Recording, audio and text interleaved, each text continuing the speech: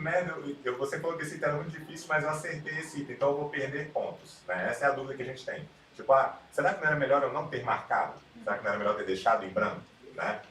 Eu recebo essa pergunta, enfim, milhares de vezes durante o ano. E assim, eu já li uma vez um trabalho, se eu não me engano, era do professor Luciano, lá do INPA, tá? Que ele fez um trabalho a respeito da teoria de resposta ao item e tal. E ele tentou responder mais ou menos essa tua pergunta. Ele meio que fez todas as combinações possíveis que você poderia ter de acertos e erros, não sei o quê. E trazendo para o leigo, assim, para não entrar em muitas minúcias, muito detalhe, é como se a chance de um item lá teu, de fazer perder ponto, fosse tipo 1 em 1 milhão. Assim, uma parada que você não compensa você não marcar. Você tem que marcar todos os itens. Você tem que chutar. Sim. Você tem que chutar, isso é um fato. Não sou eu que estou falando. O presidente do INEP, quando mudou o Enem em 2009, né, quando veio o novo Enem, porque até então a teoria de resposta livre não era utilizada, porque o Enem não era uma forma de acesso para a universidade, né, era só uma avaliação de como andava o ensino médio. O meu primeiro Enem foi nesse contexto. Eu fiz o meu primeiro Enem em 2002, mas era uma prova que nada a ver assim, com o que ela é hoje, né, totalmente diferente. Então, quando isso começou, teve uma declaração do próprio presidente do INEP de que você deveria chutar, porque o Enem ele é binário, assim, tudo que você acerta vai ser transformado em 1, tudo que você erra ou deixa em branco vai ser transformado em 0. Então não tem diferença entre o erro e o branco e tudo mais. O que acontece quando você acerta uma questão que é muito difícil sem ter passado por aquelas outras que estavam no meio do caminho? É como se ela não é que você tenha uma pontuação para cada questão, isso não acontece na teoria de resposta ao item, não é isso. Mas é como se você venceu uma barreira até um certo ponto, que era das intermediárias. Aí você pulou uma parte que você está errando aqui, e aí você acertou uma que estava aqui. O que o sistema vai entender? Que aquele teu acerto pode ter sido algo meio que casual, assim, um chute, algo do tipo. Então você não vai ter um ganho significativo na tua nota. É como se a tua nota aumentasse, sei lá, 0,1, talvez, 0,2, entendeu? E quando você passa e começa a acertar mais itens e você ainda assim acerta aquele difícil, aí o sistema começa a entender, não, pô, então agora isso aqui já é mais condizente com a proficiência dele. Eu gosto de fazer um paralelo com essa questão de coerência pedagógica com o salto em altura, ou salto com vara, por exemplo. Pega o recordista mundial de salto com vara, ele salta 6 metros e pancada. O que você espera quando ele está no treinamento e ele vai saltar 4 metros, por exemplo? Você espera que ele acerte sempre. Concorda? Isso seria uma questão muito fácil. Para um aluno que tem uma proficiência alta, você espera que ele acerte sempre. Ele pode falhar naquele salto dele? Claro. Então, ele pode errar uma questão fácil. Pode acontecer. Mas isso não é o esperado. E à medida que você vai aumentando esse sarrafo, você vai aumentando, né, o nível de dificuldade do salto, espera-se que ele erre cada vez mais. Né? Então, é esperado que a probabilidade de ele errar aumente. É a mesma coisa na teoria de resposta ao item. Você analisa, de certa maneira, você tenta estimar essa proficiência do candidato como se fosse um salto em barreira. Você tem várias coisas que vocês... Para um aluno que tem uma proficiência 900, espera-se que ele tenha vencido várias barreiras anteriores antes de chegar e acertar questões de dificuldade 900, coisas do tipo. Então, finalizando, né, para abrir para outras perguntas, assim, primeira coisa, vale a pena chutar sempre, isso não vai te prejudicar. O que pode acontecer é você ganhar muito pouco por ainda não ter atingido um certo patamar de nota, que se você tivesse acertado mais questões, aquela questão dentro daquele lance da coerência, ela poderia ter sido mais significativa, e aí sim, alavancar um pouco mais a tua nota. Tá? Uma das coisas que eu vou trazer, né, no congresso, já tiveram algumas questões que elas foram anuladas sem vocês saberem. Elas foram anuladas não por terem erro de gabarito, não por serem mal formuladas, mas porque elas não permitiram a convergência dos parâmetros na TRI. A questão da catraca, de 2019, e não sei se vocês vão lembrar, teve uma questão, o primeiro Enem que eu fiz em 2014. Teve uma questão que era do pomar de maçãs, que falava que as maçãs tinham que estar a 3 metros Isso. 3 metros de distância das bordas e 3 metros entre elas. Essa questão, a primeira vez que eu fui resolver, eu achei 6 maçãs, a configuração, só que não tinha essa resposta. Aí tinha 4, 8 e 9. Aí eu, deixa eu pensar aqui um pouco melhor. Aí mudei a configuração, achei para 8, mas isso faltava, sei lá, 3 minutos para acabar a prova. E o gabarito era 9, tinha uma configuração para 9. Eu achei para 8, mas não achei para 9. E aí eu errei essa questão, e quando saiu a nota, eu tirei 973,6. Quando saiu a nota máxima, foi 973,6. Aí o que eu pensei? Eu falei, cara, que estranho, será que ninguém gabaritou a prova? Porque são milhões de candidatos fazendo, né? Então, será que ninguém gabaritou? Eu fiquei meio assim. Aí saiu uma notícia de um aluno aqui do Ceará que tinha gabaritado, que alegava, na época, ter acertado as 45 questões e tirado 973,6. Aí eu fiquei mais encucado ainda. Aí o que eu pensei, né? Será que a única que eu errei, eu marquei errado no cartão resposta e acabei marcando o gabarito certo? Falei, cara, seria pouquíssimo provável, mas pode ter acontecido. Aí eu divulguei isso no Facebook, na época, não tinha Instagram e tal. E um ex-aluno falou, Fredão, qual foi a questão que você errou? Eu, foi do pomar das maçãs e tal, ele me mandou um print da nota dele, 973,6, errando a questão do pomar das maçãs. Aí eu falei, cara, então tem alguma coisa diferente. E o meu mestrado foi em 2015, quando eu fiz comecei a estudar, mas de maneira mais aprofundada até aí. Eu falei, cara, tem alguma coisa errada. Aí eu falei com uma amiga minha que era TEMEP, que era estatística, tinha formado comigo e tal, perguntei a ela.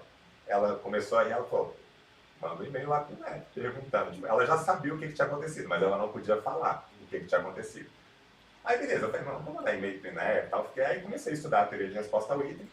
E quando eu fui fazer o TCC, eu apliquei no simulado do pódio e uma das questões não permitiu a convergência dos parâmetros.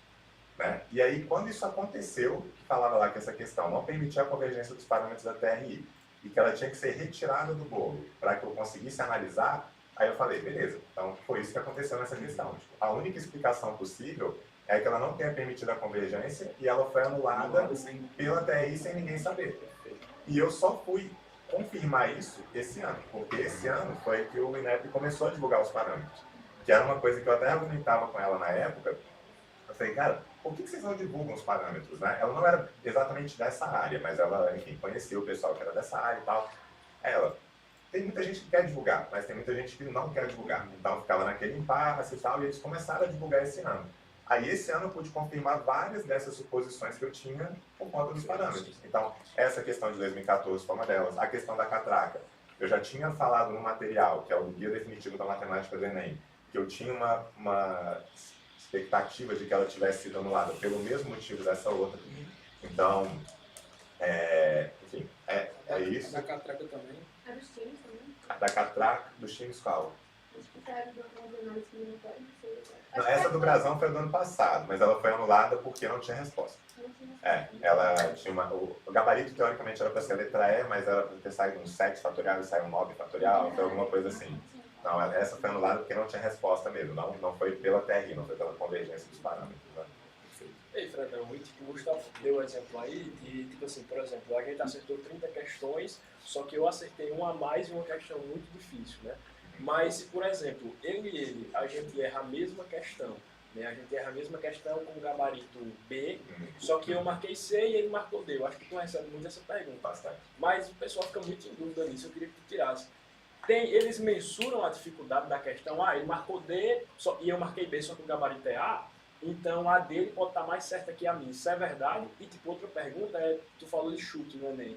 Tem uma estratégia pra gente chutar? Eu já ouvi falar, tipo assim... Vocês adoram isso, adoram isso. Por exemplo, vamos supor que tem uma questão que realmente é muito difícil e eu não consegui fazer. Eu já ouvi falar que, tipo, eu pego as 5 questões anteriores e as 5 questões posteriores. Se deu muito o gabarito D, a probabilidade dessa questão que eu não sei CD, ela é menor. Isso é verdade? Eu vou ter que pegar esse vídeo depois, eu vou fazer vários cortes nesse vídeo. Eu vou só mandar, galera. Ó, responda, assista essa parte, do minuto 10 ao minuto 12. São normais essas perguntas, eu falo brincando, são normais. Respondendo a tua primeira pergunta, lembra que eu falei que o Enem ele é binário? Sim. 0 e 1?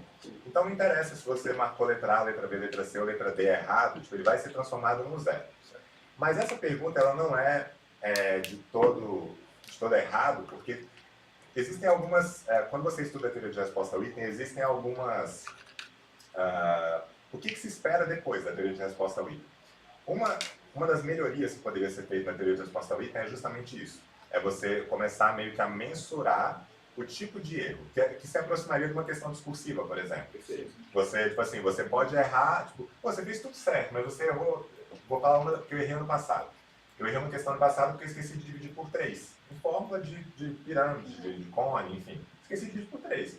Pô, mas eu sei aquilo. Eu esqueci, enfim, porque é o contexto da prova e tal, entendeu? Então, essa é uma possibilidade. Não é de todo errado, não, é uma possibilidade. Pode ser que no futuro próximo a gente comece a ter, já tem provas no exterior que fazem isso, não sei se TOEFL, IELTS, essas provas que também são provas de proficiência em língua inglesa, que algumas, eu não vou saber dizer quais, mas quando eu estava estudando a teoria de resposta ao item, tinha alguns livros que citavam isso, que isso já estava sendo implementado em algumas provas no exterior, você ter meio que pesos para o erro. Isso é possível. Genial. E tem uma outra evolução, que Mas é melhor do que essa. Corrigindo com score. Exato.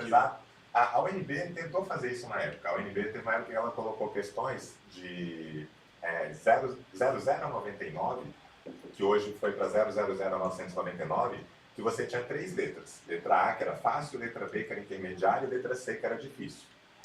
E aí, cada uma delas valia uma pontuação. Se você acertasse o gabarito da C, era 1 ponto. Se você acertasse o da B, era 0,7. Se você acertasse o da A, era 0,3. Então, você podia fazer até onde você julgasse que você tinha conseguido fazer e dava aquela resposta. Aconteceu algumas distorções. Você poderia ter errado tudo, mas o teu gabarito coincidia com o da letra C. E ia ganhar 1 ponto, porque tu marcou o gabarito da letra C. Então, tinham 3 gabaritos possíveis. Mas era uma tentativa de algo nessa linha. E tem uma evolução do Enem, que é um dos motivos deles terem começado a implementar o Enem digital, mas que ainda está muito incipiente, por conta de pandemia também, enfim, que são, em inglês a sigla acho que é CAT, que são testes adaptativos computadorizados, né? Qual a ideia desses testes? Se você tiver um banco de dados suficientemente grande, bem pré-testado, com parâmetros bem definidos e tal, você não vai precisar fazer uma prova com 45 questões. Você pode fazer uma prova que ele vai começar te dando uma questão de dificuldade 500. Você acertou, ele vai te dar uma maior. Aí você acertou, ele vai te dar uma maior. Vamos pegar desse dia aí, velho. Aí você errou, aí você vai ter uma nota um pouco mais para baixo. E aí ele vai, a prova, o que o sistema vai buscar? Ele vai buscar uma convergência. Você começou aqui embaixo, aí foi subindo, aí ele veio para baixo, aí errou uma questão. Aí ele te dá uma mais fácil, você acertou. E vai até que ele entenda que aquilo convergiu para uma certa nota, e aquela seria a sua proficiência. Então, um dos objetivos de você fazer o Enem digital é justamente você evoluir para, imagina, num cenário que todo mundo estivesse fazendo o Enem digital e você tivesse um banco de itens bem formulado, com uma quantidade razoável de questões, é você poder aplicar isso, você poder aplicar um teste até com mais frequência do que o Enem acontece, porque é mais simples você aplicar um teste computadorizado e tal, e você não precisar responder tantas questões, né? E de fato, cara, um aluno que é muito bom e tal, precisa responder 45 questões. Vai respondendo alguns, já sabe que aquele aluno tem uma proficiência alta. É só uma questão de você entender onde que, aí você tem, né, critérios estatísticos para isso, onde que aquela convergência ocorre. Tá? O que vai te dar um sinal naquele teste que, opa, não, beleza, agora a gente entendeu qual é a proficiência dele. E aí ele para de responder com Acho que o nenhum. contrário também, o aluno iniciante também. Também, Rapidamente. errou uma primeira que era tranquila, deu uma outra. Cara, beleza, tipo, a proficiência é baixa, é isso aqui mesmo. Bom, E a segunda pergunta foi do chute, né? a do chute, ó. A mais importante. A mais importante. Cara, sobre chute. Essa é muito boa. Eu vou dizer uma experiência que eu tive, tá? Com esse negócio de chute. Eu já tinha escutado falar, tipo assim, olha, para você chutar, você tem que olhar o seu cartão resposta e ver o que você menos marcou. E você marca mais naquela, porque em tese você tem que ter tipo, um gabarito equilibrado, tipo, se são 45 questões da matemática, 5 alternativas, espera-se 9 de cada um, tipo 9A, 9B, 9C, 9D. Beleza, vou fazer isso. Numa prova de 2015, na época ainda era matemática com linguagens com redação, que era um inferno, porque, tipo, primeiro sábado, era sábado e domingo, né? Nem eram 2 domingos. Então, quando era sábado, humanas e natureza, tu saía assim, pô, até que nem é legal, assim, até que é de boa, assim, não é horrível, não. Aí chegava no domingo, com a carga na matemática de conta, com a carga de linguagem, de leitura e a redação, cara, era muito tenso. 2014 eu fiz até de boa. Eu levei mais ou menos 2 horas e 15, 2 horas e 20 na matemática, então deu tempo de fazer linguagens e redação uma boa. A prova de 2015 foi a prova, na minha opinião, mais difícil da matemática da história. E não uma opinião, assim, por conta da TRI ou por conta da nota máxima e tal. Foi a minha percepção mesmo. Fazendo a prova, eu geralmente pulo 2 ou 3 questões. Nesse ano eu pulei umas 5 ou 6, assim, porque eu, cara, não sei, tipo, vou ter que voltar depois e resolver. E essa prova foi aquela, que a nota máxima passou de 1000 pontos pela primeira vez. Ele ficou todo mundo, oxi, pode passar de 1000? Pode, porque na TRI é uma regra que vai de menos infinita a mais infinita, então não tem uma limitação. Mas você ter uma nota 2000 é tão provável quanto uma pessoa de 4 metros de altura. Então, assim, é pouco provável estatisticamente que isso aconteça. Só tem tu e quem? E esse cara do E show. o cara do show. O cara do show dele. Então, assim, nessa prova de 2015, eu demorei mais ou menos umas 3 horas e 15, 3 horas e 20 na matemática. E eu tive que fazer a redação pela primeira vez na minha vida, sem rascunho, porque eu sempre faço, um rascunho eu não consegui nessa prova, eu tinha que fazer rápido. Foi a minha maior nota até hoje na redação, não sei como, eu tirei 940 nessa redação. Era sobre feminicídio e eu escrevi coisas do tipo: desde a idade das pedras, as mulheres eram representadas sendo puxadas pelos cabelos. Eu juro, tem isso na minha redação, eu juro, eu posso mostrar, eu provo pra você. E eu tirei 940, não sei como. E linguagem, eu tive que fazer um projeto meio JK no final da prova, assim. Eu tive que responder, tipo, 26 ou 27 questões em 30 minutos. Foi o que eu tive que responder. Então eu, assim, e aí, só fazer um corte rapidinho. Eu morei fora um tempo, morei na Austrália 6 meses. E lá na Austrália eu fiz um preparatório para a prova do IELTS, que é tipo uma prova de proficiência em língua inglesa. E prova de proficiência tem sempre a mesma pegada, assim, você não está avaliando só o conteúdo, você tem que ser rápido, você tem que ter uma boa estratégia de prova e tal. Então, prova de proficiência em língua inglesa, você tem que ler o texto, tipo assim, começa lendo o comando, marca algumas informações das alternativas ali, e depois você vai para o texto básico, que é uma coisa que a gente fala muito no Enem também. A gente começa pelo comando, vou falar bastante disso amanhã, começa pelo comando, vai para as alternativas, vou mostrar exemplos de como que isso poderia ter poupado tempo, e depois você vai para o texto básico.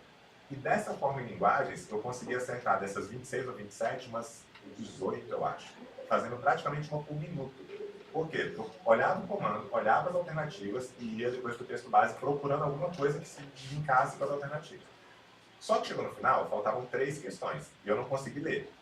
E eu ficava perguntando para a fiscal: falta quanto tempo? Aí ela: 5 minutos. Aí beleza, aí fazia uma. E agora? Aí ela: 4. Aí eu: tá, beleza. Aí quando ela falou assim: e agora? Falta quanto tempo? Aí 1 minuto. Aí eu: beleza, então faltam 3. Aí eu olhei o gabarito, pô, marquei pouca B. Aí eu: beleza, vou marcar tudo B. B, B, B. Aí saiu o gabarito, E. Então assim, essa foi a minha, né? E quando você pergunta assim, cara, como é que eu posso fazer para chutar e tal? Tem uma parada que é importante nisso aí, que, por exemplo, digamos que você vai seguir essa lógica que eu estou falando, né? Ou seja, a tua, de olhar 5 anteriores, as 5 posteriores, para ver qual foi a menos marcada e tal. Você está partindo do pressuposto de que você acertou todas essas. Né? Tipo assim, então, pô, é meio difícil, né? Você ter essa garantia, especialmente numa prova como linguagens, que nem os cursinhos gabaritam, né? Você tem divergência entre... Enfim, então você está partindo do pressuposto de que aquela tua avaliação, que não é tão real, na verdade, ainda está dependendo de você ter acertado todo o restante. Então, assim, nesse sentido, eu não concordo muito. Eu não acho que tenha que olhar as 5 anteriores, as 5 posteriores e tal. Agora, tem uma parada que não como Fredão que participa das provas e tal, mas como alguém que monta simulados, né? Que a gente monta simulados sempre autorais, normalmente matemática e tal. A gente geralmente tem um problema na matemática, que é ter muita letra C e letra D. Geralmente faltam letra A, letra E e tal, quando você está montando o item. Por quê? Porque você tem que pensar sempre nos distratores, que é as alternativas erradas, elas não podem ser jogadas aleatoriamente, elas têm que ser jogadas imaginando uma linha de raciocínio que o aluno vai seguir para poder chegar naquela resposta. Então, quando você tem na matemática, se ele esquecer de dividir por 2, se ele multiplicar por 2 indevidamente e tal, então, acaba que você tem, em geral, muitas questões que ficam ali na letra C e na letra D. E aí, o que a gente faz para contornar isso? Né? Já dando uma dica para quem faz nossos simulados. A gente pega questões que não tenham essa necessidade de ordenação e muda. Joga para a letra A, joga para a letra E, joga, enfim, para aquelas que estão faltando. Então, uma parada que talvez você perceba, se você pegar algumas provas antigas, é questões de função trigonométrica. Tá? É um caso bem específico que eu já reparei isso algumas vezes. Eu nunca fiz um estudo estatístico disso não, tá? Mas, se você pegar questões de função trigonométrica, várias delas têm gabarito na letra A. Por quê? Porque é uma questão que você não tem uma ordenação implícita, tipo, que é aquela que pede qual é a expressão da função trigonométrica. Tipo, f de t é igual a 88 mais 80 seno de t, 88 mais 80 seno de 2πt. Você não tem uma ordenação que você precise colocar, porque é um outro detalhe que outras provas não seguem. O Enem, as alternativas têm que ser ordenadas. Faz parte de um princípio de uma boa avaliação educacional. Então, você não pode colocar 20, 15, 10, tipo, tem que ser ordenado, seja ordem crescente, decrescente e tal. Então, essas que não têm uma ordenação implícita, você pode trocar livremente. Questões que tenham desenhos de gráficos, por exemplo, você pode também trocar livremente. Eu lembro de uma já, agora de cabeça, que caiu no ano passado, só que essa eu não sei se caiu, se foi letra D ou letra E. Eu acho que foi letra E, mas eu não sei. Uma que falava de um desconto no teatro, que tinham que ser descontos de R$1 em R$1, e que aí tinha um gráfico que ele era contínuo e tinha um gráfico que eram pontos, assim, que eram pontilhados. E o correto era o pontilhado, porque era uma função que não tinha domínio real, era domínio inteiro, porque os descontos eram sempre inteiros. Essa questão eu não lembro, eu tenho uma vaga lembrança de que era letra E, mas pode ser que ela seja letra D. Mas essa questão seria um exemplo, que eu poderia, no nosso simulado, se está faltando letra A, eu posso mudar, porque não tem uma ordenação para isso. Então, a única dica que eu teria para chute, né, seria algo mais ou menos nessa linha, assim, essas questões na matemática, pelo menos. E eu falo isso não por já ter feito uma análise no Enem, nunca fiz esse tipo de análise. Mas, como elaborador de item, elaborador de simulado, é uma coisa que a gente faz com uma certa frequência, pegar essas que não tem uma ordenação implícita e jogar para onde está faltando, que em geral são as das pontas, a letra A e a letra E. Aquilo que você falou que poderia ter um ano, né, que a matemática poderia ser mais de 1000. Isso, no caso, tem só relação com a dificuldade da prova? Tem relação com, assim, com o próprio instrumento de medida, que é a prova, né? Porque, por exemplo, digamos que você quer medir a altura de uma pessoa, mas você não tem um instrumento, uma régua. Você pode fazer perguntas para uma pessoa. Você pode estar conversando com o celular e falar: você costuma bater a cabeça quando você passar numa porta? Você costuma, por meio de perguntas, né, que a pessoa vai responder, tipo, sim ou não, você consegue estimar, pô, essa pessoa deve ter mais de 2 metros, essa pessoa deve ter menos de 2 metros e tal. É mais ou menos o que o Enem faz, ele tenta calcular a tua proficiência por meio de questões ali que tem uma habilidade, enfim, uma dificuldade calculada ou estimada, né, pelo pré-teste e tal. Então, vou citar um exemplo que aconteceu também comigo. Por isso que é tão bom fazer a prova como candidato, porque daí, né, você sente na pele e você consegue passar isso melhor para o aluno, né? Quando saíram as notas do Enem 2020, foi o primeiro da pandemia, a gente teve mais perto aqui, então. Quando saíram as notas do Enem 2020, a gente teve 3 provas no Enem 2020. A gente teve a prova do Enem impresso, a do Enem digital e a do Enem reaplicação, PPF. Em 2020, o digital foi diferente do impresso. Né? Em 2021 foi a mesma prova, né? Aplicada no mesmo dia, mas em 2020 foram provas diferentes. Eu me inscrevi no digital, porque foi a primeira vez que eu ia ter o digital, eu queria entender como é que ia ser a prova do digital e tal. E eu gabaritei a prova, né? E eu gabaritei e fiquei com 950 e alguma coisa, talvez, 957, uns quebrados.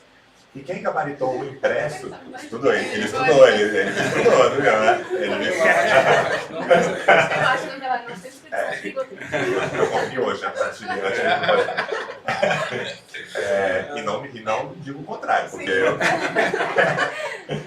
aí eu fiz o digital e tirei tipo 950 e os quebrados, 957, digamos. E quem fez o impresso quem gabaritou o impresso, tirou 970 e alguma coisa, né? E esse é um questionamento que eu tenho, porque eu entendo, apesar de eu gostar muito da TRI, eu mais defendo do que critico a TRI, porque eu acho que ela é muito boa mesmo, desde que bem aplicada. Uma crítica que eu tenho é justamente o que aconteceu nesse ano de 2020. Foi a minha menor nota em todos os anos que eu tinha feito até então, tendo gabaritado a prova. Então, o que aconteceu ali? Aconteceu que aquele instrumento não era um instrumento capaz de avaliar a minha real proficiência na matemática. Porque se eu tivesse um instrumento capaz de avaliar, eu provavelmente conseguiria ter mostrado que eu tinha uma nota mais alta. Então, aquele instrumento, aquela prova, só foi capaz de avaliar até o 957, que era aquele gabarito. E isso é meio ruim, porque são poucos alunos que gabaritam, mas quando você está falando de uma concorrência, né, para cursos de ponta, isso faz muita diferença. Cara, 30 pontos de diferença para 2 alunos que gabaritaram só na matemática. Numa UFMG da vida para medicina, que é média aritmética, são 6 pontos a mais ou a menos na média. É muita diferença. Então, isso eu sou meio crítico, assim, eu achei. E foi bom que tivesse acontecido comigo, né? Porque daí eu sinto na pele, né? Tipo, para mim pouco importa, porque eu não estou correndo por uma vaga, mas tem alunos que estão e que se inscreveram no digital e foram prejudicados por isso.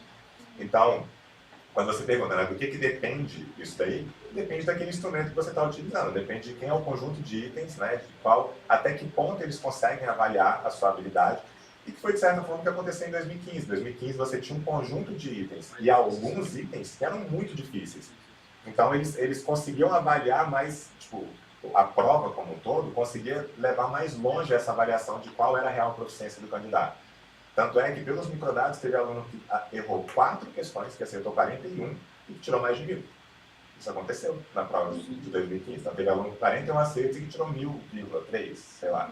E nunca, em nenhuma outra prova, nenhum aluno que tinha gabaritado conseguiu tirar isso. Então, isso se deve ao instrumento, né?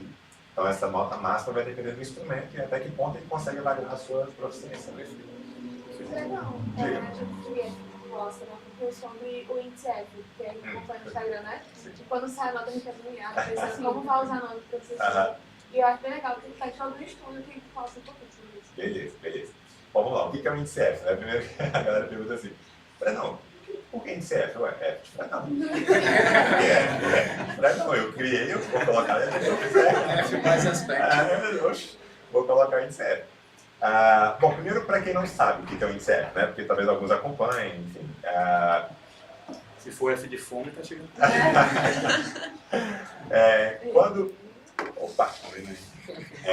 Quando eu comecei a fazer a prova do Enem e que eu comecei a participar do SISU e acompanhar um pouco mais alunos que participavam do SISU, eu recebia relatos que eram tipo assim, cara, eu nem imaginava que eu ia ser aprovado e eu acabei sendo chamado na 4ª chamada, na 5ª chamada e tal. E com notas, assim, por exemplo, no UNB a nota de corte era 830 e de repente um aluno foi chamado com 798, sei lá. Eu ficava, cara, que estranho, eu ficava meio assim, eu ficava angustiado mesmo, de saber tipo, até que ponto valia a pena um aluno arriscar, né, ficar numa determinada posição e tal. E aí, no Enem 2015, ou eu não lembro agora se foi SISU 2015 ou se foi Enem 2015 para o SISU 2016, eu peguei, sem exagero, as minhas férias de janeiro para poder estudar isso. Foi o que eu fiz. Eu peguei o SISU, fui analisando, com foco maior em medicina, que é o que esses detalhes, né, acabam fazendo mais diferença. Eu analisei todas as listas de espera de todas as universidades que eu consegui encontrar, porque é um trabalho que é muito, muito chato e que por vezes é até inviável. Por quê? O SISU, ele acontece, você sabe se você foi aprovado naquela chamada regular ou não, e a partir dali é enviada uma manifestação de interesse na lista de espera para cada universidade, e todo o processo a partir de então é tocado pela universidade. Antigamente, até acho que 2014, 2015, o SISU ainda tocava algumas listas de espera, mas isso envolvia uma organização muito complicada das universidades por conta do calendário. Elas tinham que casar os calendários. Então isso aí começou a ficar inviável, com muita universidade entrando, o SISU falou, beleza, então eu vou fazer até a chamada regular, depois vocês tocam o restante do processo. E cada universidade tem uma forma de divulgação. Tem universidades que são maravilhosas. O FMG é lindo de você achar as informações, porque a cada rodada eles divulgam um PDF com qual foi a nova nota mínima, divulgam um listão com a lista de espera, você sabe a posição que você está, quantas pessoas tem na tua frente, quais foram as notas, enfim. A UNB, quando participava do SISU, era um nicho, porque a UNB ela não divulga na segunda chamada nem se era ampla concorrência ou cota. Então você via lá 7 candidatos à medicina, beleza, mas e aí? Eles eram de ampla concorrência ou não? Você não tem como saber, porque a UNB não divulgava. Então não era nada transparente com isso. E aí, para você fazer esse estudo, é uma parada que era muito chata, porque o local do site que você ia procurar era difícil, porque você tinha que entender primeiro o site para achar onde que ele divulgava aquelas informações, enfim. Então eu fiquei mais ou menos um mês trabalhando nisso. E aí, nessa época, eu sou estatístico de formação, então eu gosto de tentar observar padrões, assim, né, e tentar mensurar isso. Então, qual foi um padrão, entre aspas, que eu encontrei lá? Que naquela época, se você ficasse mais ou menos até o dobro do número de vagas, era relativamente confortável você ficar ou manifestar interesse na lista de espera. Os motivos disso são vários, né? Alunos que, por vezes, passam num curso, mas não era o curso que ele de fato queria, o que é mais difícil na medicina, mas, enfim, acontece não pelo curso, mas pelo estado. Às vezes ele passa no estado que ele, né, não queria, mas ele queria ter uma aprovação para falar, poxa, estou no caminho certo. Não tem como você criticar isso. Hoje, eu acho que já tem um mercado muito maior de pessoas que passaram em medicina, que foram aprovadas e tiveram várias aprovações, e que, por isso, querem fornecer algum tipo de trabalho, algum tipo de mentoria, coisas do tipo, O que eu também não critico, porque assim, quando eu passei, eu comecei a dar aula particular para ganhar um dinheiro e tal. Tipo, ok, isso aí eu não acho ruim. Mas isso cria um mercado que é um dilema assim, do estudante, né? Porque ele critica o fato das pessoas fazerem isso e tirar a vaga de quem realmente quer, mas ele consome aquele produto. Então, é um problema, assim. Né? O aluno ele quer consumir o produto de quem passou na pele aquilo que ele passou, então fica naquele... Né? Então, tem muitas características que fazem com que essa lista de espera ela rode muito. E naquela época, o padrão, entre aspas, que eu consegui encontrar foi esse do dobro. E aí, como é que eu mensurei isso? Eu mensurei criando esse índice F, que era o quê? Era a razão entre o total de pessoas que foram efetivamente convocadas. Então, quando eu falo efetivamente convocadas, estava até citando um caso para o Vanildo que aconteceu na UNB recentemente, que na UNB são 9 vagas para a concorrência, para medicina. No ano 2019, SISU 2019, quando a UNB já não participava mais do SISU, ou SISU 2020, eu posso estar, SISU 2020, que a UNB saiu, porque o SISU 2019 foi o que eu passei lá na UNB. Então, SISU 2020, que ela não participava mais, os 9 primeiros não se matricularam. Por quê? Eu estava comentando com o Vanilton, como a UNB usava a nota do Enem, mas não pelo sistema do SISU, todo mundo do país inteiro se inscreveu para a UNB que queria medicina, porque não ia impactar nas escolhas dele no SISU. Então, os 9 primeiros, ninguém se matriculou, porque era o primeiro da USP, o primeiro da UFMG, o primeiro da UFG e tal. Ninguém se matriculou. Depois chamaram mais 9, um se matriculou. Depois chamaram os 8, e aí se matricularam acho que 2. E isso foi, tipo, sei lá quantas rodadas, rodou muito. Então, se você pegasse o índice F da UNB nesse ano, seria a razão do total de pessoas que foram efetivamente convocadas, que passaria facilmente de 40 pessoas, e dividiria isso por 9, que é o total de vagas. Então, esse número te permite mensurar, assim, até que ponto parece que vale a pena você correr o risco daquela lista de espera. Então, quando eu criei esse lance do índice F, era para isso, é para você fazer uma análise de anos anteriores e ver se tem um padrão. Tipo, todo ano, na UFMG em medicina, você encontra um índice F que é 1,5, por exemplo. O que é 1,5? São 160 vagas para medicina. Então, 1,5 é você colocar 50% a mais. Então, iria para 240. Então, cara, se você é o 240 ali no dia da chamada regular e está em dúvida se vale a pena ou não manifestar interesse na lista de espera, pelo que a gente vem observando nos últimos anos, parece que sim, parece que vale a pena. É a tua universidade que você realmente sonha, é o que você realmente quer?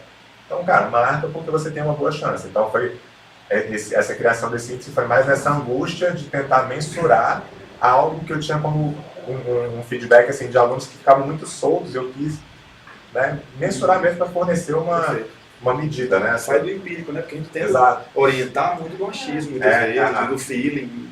É complicado fazer isso. Isso, esse índice F, inclusive, talvez tenha sido um dos motivos. Porque assim, por que eu tô aqui, né? Por que eu tô aqui? Se eu sou de Brasília e tal. Eu não tinha nenhuma extensão nacional até a pandemia, nenhuma. Assim, eu era professor de Brasília, bem conceituado, assim, a galera conhecia meu trabalho e tal, mas beleza, professor de Brasília, sempre trabalhei na mesma instituição, fui aluno, depois monitor, depois professor, hoje faço parte da direção e tal.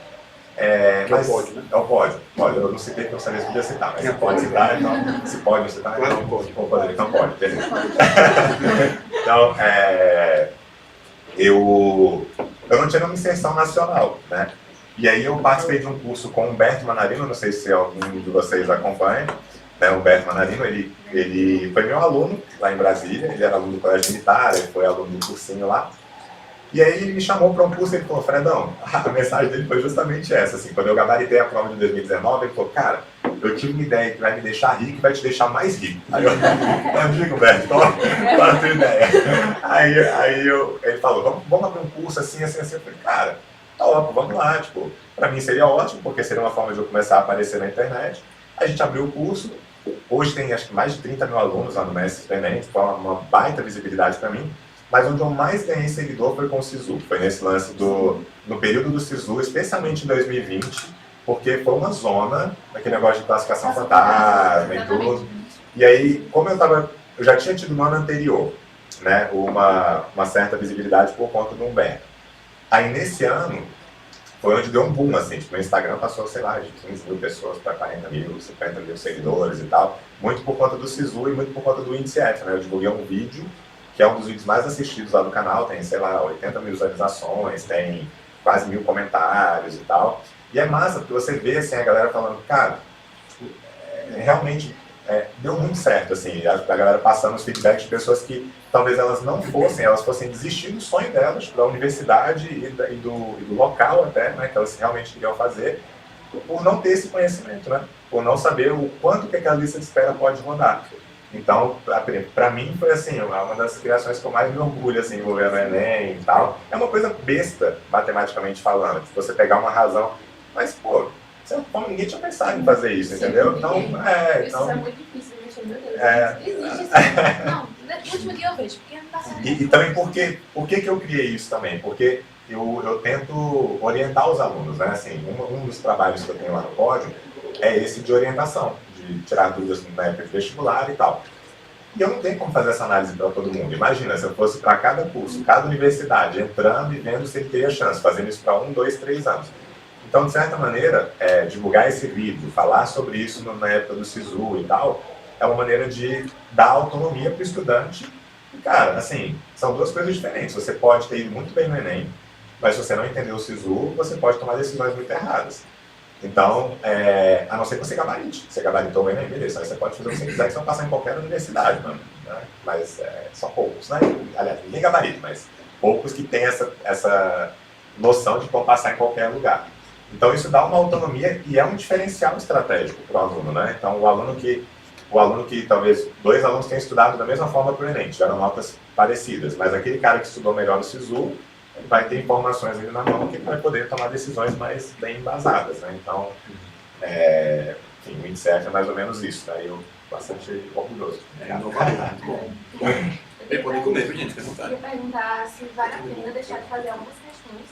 Por exemplo, assim que a gente vê aqui no cursinho, que a gente normalmente aluno acha muito difícil, né? Por exemplo, logaritmo, análise combinatória, que são assuntos mais chatos, né? Assim, mais chatinho. A gente Não fale assim da minha combinatória. Não, mas agora até gosto dela, sabe? A gente é professor, que realmente conseguiu assim, tirar tudo. É um do olhão assim, grande. Não, mas assim, é porque muita gente fala, não, isso não vale a pena acertar, né? Meio que chuta, deixa por último e chuta se não dá tempo, né? Uhum. Então, tipo assim, vale a pena perder um pouquinho mais de tempo nessas questões, assim, ou vale a pena pular mesmo, e deixar pro final. Tá, você diz isso na prova do Enem ou no momento em que você está estudando, tipo agora, nessa reta final, para revisar? Na prova, porque agora eu acho que ainda vale a pena, né? Tá, então, bom, deixa eu responder os dois então. Vamos lá. Primeiro, vamos pensar agora, né? Reta final, revisão e tal. Eu costumo dizer que, tipo assim, a matemática, por que muita gente tem dificuldade com matemática? Porque ela é muito sequencial. Então, se você tem uma falha num ponto da matemática, isso pode impactar mais significativamente lá na frente do que em algumas outras matérias. Não que nas outras matérias isso não aconteça, mas na matemática isso é muito claro, assim. Então, vou usar o exemplo que você citou do log, né? Logaritmo. Não é difícil logaritmo. Não é. Se você domina as propriedades de log, é uma coisa que você... Eu falo isso assim. Você coloca na minha frente 2 questões, uma de combinatório e uma de log, por exemplo. De verdade, eu não respeito muito as questões de log. Você pode colocar na minha frente uma questão log, ita, ime, que eu vou olhar assim, ó, cara, beleza. Vamos lá, deixa eu mexer aqui, vou fazer uma mudança de base, vou usar uma propriedade, então uma hora vai sair. Vai sair, Eu sei que vai, exato, eu sei que vou resolver a questão, porque não é difícil. Combinatória, tu coloca qualquer questão de combinatória na minha frente, eu vou falar, opa, vamos com calma, entendeu? E assim, e log é uma parada que assim, por que muita gente tem dificuldade com log? Não é o log.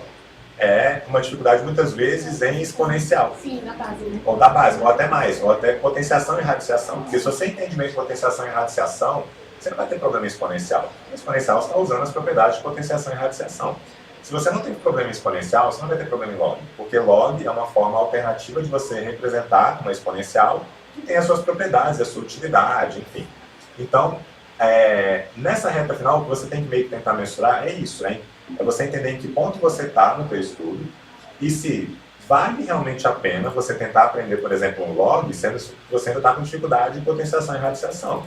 Se for o caso, não vale a pena você perder tempo com log. Combinatória, de verdade. Eu só acho que vale a pena você estudar na reta final combinatória se você já está almejando ali algo assim nos 40 secos. Por quê? Combinatória é uma parada que, quando eu falo almejar, todo mundo almeja, né? Mas você já está próximo disso, né? Porque você pode almejar, mas está tirando 15 em todos os simulados de provas antigas. Então, pô, ainda não. Então precisa galgar alguns degraus ali. Mas por quê? Porque combinatória, eu já vi algumas pessoas falando que cai muito no Enem. Não cai. Combinatória você vai ter 1 ou 2 itens. Combinatória, 1 ou 2 itens. Porque você nem tem uma competência que seja dedicada a ela como você tem uma competência para probabilidade estatística. Então, probabilidade você pode esperar uns 2 ou 3 itens e combinatória 1 ou 2 itens mais ou menos. E se caírem 2, um vai ser muito difícil para todo mundo. Para quem sabe combinatória e para quem não sabe combinatória. Tá? Posso dar vários exemplos. Prova de 2017 teve uma questão que era clássica lá, que era dos caminhões, com caminhão cegonha com os 10 carrinhos, que era método traço-bola. Enem 2019, você teve 2 questões de combinatória. As 2 eram de partição, que é uma parte que era dentro de combinação, que são partições ordenadas e partições não ordenadas. Uma era de partição ordenada, outra era de não ordenada, que era aquela do vôlei, do canhoto e tal, do time que era super difícil, e uma outra dos vagões de trens, que era um pouquinho mais tranquila de você lidar com ela. Então, assim, combinatória é uma parada que eu amo combinatória. É a frente que eu mais gosto, porque eu vi muita combinatória na estatística, probabilidade, então eu adoro dar aula disso. Mas eu nunca chego 100% seguro, como eu chego em log, né, de que eu vou acertar. Então, eu não recomendo que você revise nessa reta final, a não ser que você já esteja muito confortável com todo o restante, né, e que aí vale a pena você revisar nessa reta final. Então, nessa linha, combinatória, talvez não seja tão interessante ficar gastando, porque o tempo que você gasta revisando combinatória para se sentir, entre aspas, seguro, porque 100% você nunca vai estar, você poderia gastar em muitas outras coisas, né, para poder corrigir, enfim. Então, combinatória eu não acho que vale muito a pena. Logaritmo vai depender se você é tranquilo com o restante. Beleza, acho que vale até um pouco a pena sim, porque apesar de geralmente serem questões difíceis, pela própria noção mesmo, as pessoas não sabem o que é lógica. Alunos, no geral, não sei se vocês têm esse dado, mas cerca de 50% dos alunos que fazem o Enem tiram 10 ou menos acertos. Se você pegar a prova de 2021, 50% dos alunos acertaram 10 ou menos questões dos que fizeram o Enem. Pois é, e o que é acertar 10 ou menos? É praticamente a chance que você tem de acertar chutando, porque se você chutar tudo, você tem 20% de chance em cada alternativa. Você acertaria, estatisticamente falando, né, cerca de 9 questões. Você tem metade do país que não sabe o que está fazendo na prova, essa é a verdade. Então, log é uma dessas coisas, né? Tipo, o aluno olha para o log, o aluno que não tem nenhuma base, que não tem, né, o suporte que vocês têm, o estudo que vocês têm, eles não vão saber fazer. Eles vão tentar fazer, talvez, alguma questão de porcentagem, alguma questão que envolva só número, questões daquela, um elevador subiu 5 degraus, subiu 5 andares, depois desceu 4, depois subiu mais 3, em qual andar que ele parou. Então, essas são questões que o aluno mais fraco vai tentar fazer. Então, essas geralmente são as questões mais fáceis, né? Até pela teoria de resposta ao item mesmo, quando você vai testar, etc. Então, enfim, esses conteúdos mais complicados que estão meio que no topo da pirâmide da matemática, função trigonométrica, por exemplo. Assim, é sempre a mesma coisa que é cobrado, que é você pegar uma função do tipo A mais B, seno ou cosseno de CX mais D, e você entender como que esses coeficientes alteram o comportamento gráfico da função ou vice-versa, olhar para o gráfico e saber identificar os coeficientes. Só que para você chegar nisso, você tem que treinar outras coisas, né, da parte de trigonometria, né, senos, cossenos, enfim, trigonometria, triângulo, retângulo, etc. Então, essas mais o topo da pirâmide é que eu acho que talvez só valha a pena, dependendo de onde você já se encontra nesse teu estudo. Você é um cara que está, um candidato que está acertando já 38, 37 com frequência, mete bala e vai estudar essas matérias mais punks aí, porque é o que vai te fazer chegar nos 40 acertos. Agora, você ainda está patinando ali, está acertando 27, 28, você vai gastar tempo usando combinatório? Esquece, porque cai pouco. Se cair, vai ser uma questão que vai ser provavelmente difícil pela TRI, então, mesmo que você acerte, você acertou 28, 29, e acertou aquela de combinatória, pô, tô felizão. Beleza, mas a tua TRI não vai mudar nada, entendeu? Então, assim, não vale a pena você gastar tempo com isso. E aí, falando no contexto da prova mesmo. Isso aí eu vou dizer assim, na verdade, tudo que eu falo são opiniões pessoais, né? Eu sou o dono da razão. Mas é bem, assim, pelo menos a maioria é bem embasado. O que eu vou falar agora é uma percepção que eu tenho amigos meus professores que entendem tão bem o conteúdo do Enem e que discordam, e tudo bem, assim, é a percepção mesmo. Eu não gosto da ideia de você, primeira coisa, eu abomino a ideia de você gastar um tempo no início da prova classificando questão. Beleza? Eu abomino isso. Quem fala isso, aí eu acho assim, é péssimo para o estudante. Por quê? Porque para você fazer uma leitura inicial e classificar mesmo, tá? Não, esse aqui é fácil, esse aqui Primeiro, é subjetivo. É totalmente subjetivo. Tem questões que você vai olhar nos microdados depois que você fala, cara, mas essa questão aqui não pode ser fácil, ela era uma questão difícil. Mas pela TRI, enfim, pela forma como foi estimada, ela foi estimada como fácil. É um critério subjetivo. Para você fazer essa avaliação, você vai ter que ler a questão, minimamente. Porque senão você vai avaliar só pelo tamanho dela. Ah, é grande? Difícil. É pequeno? É fácil. Aí eu te mostro uma questão dos bombeiros lá de 2018, que é uma das mais difíceis da história do Enem, que eram 6, 7 linhas. Entendeu? Então, assim, então isso é um abomino. Eu acho que não vale a pena você perder tempo, a não ser que você só queira acertar 15 questões. Aí beleza, faz essa classificação, você vai achar as que parecem mais fáceis e vai focar nelas. Para um aluno de ponta, não vale a pena. Então, o que eu acho que vale a pena para o aluno de ponta?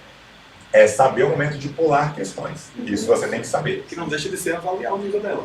Mas ele avaliou. Não, concordo, mas assim... Individualmente, né? Não, concordo, mas eu falo assim, tem professores que recomendam que o aluno faça uma primeira leitura da prova avaliando.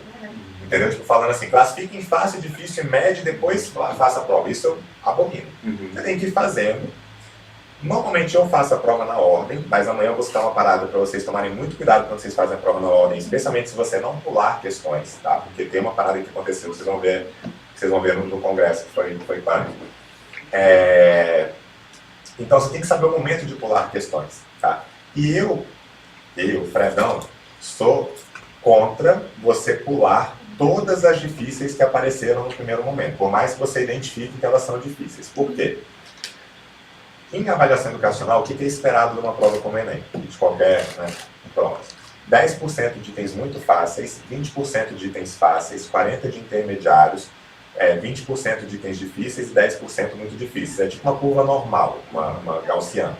Você tem poucos nas pontas, muito fácil e muito difíceis, e a maioria ali no bolo intermediário, fácil e difícil. Então, colocando em números, seriam 4 questões muito fáceis, 9 fáceis, 19 intermediárias, 9 difíceis, 4 muito difíceis. É mais ou menos isso. Então, digamos que você tenha 13 questões que são difíceis e muito difíceis na prova. E você foi capaz de identificar essas questões e foi capaz de pular todas elas, né, numa primeira leitura da prova. Ótimo, a tua TRI vai ser excelente, porque você acertou, né, as outras, as fáceis, intermediárias e tal. Mas você vai chegar no final da prova precisando fazer 13 questões difíceis no final da prova, você já vai estar cansado.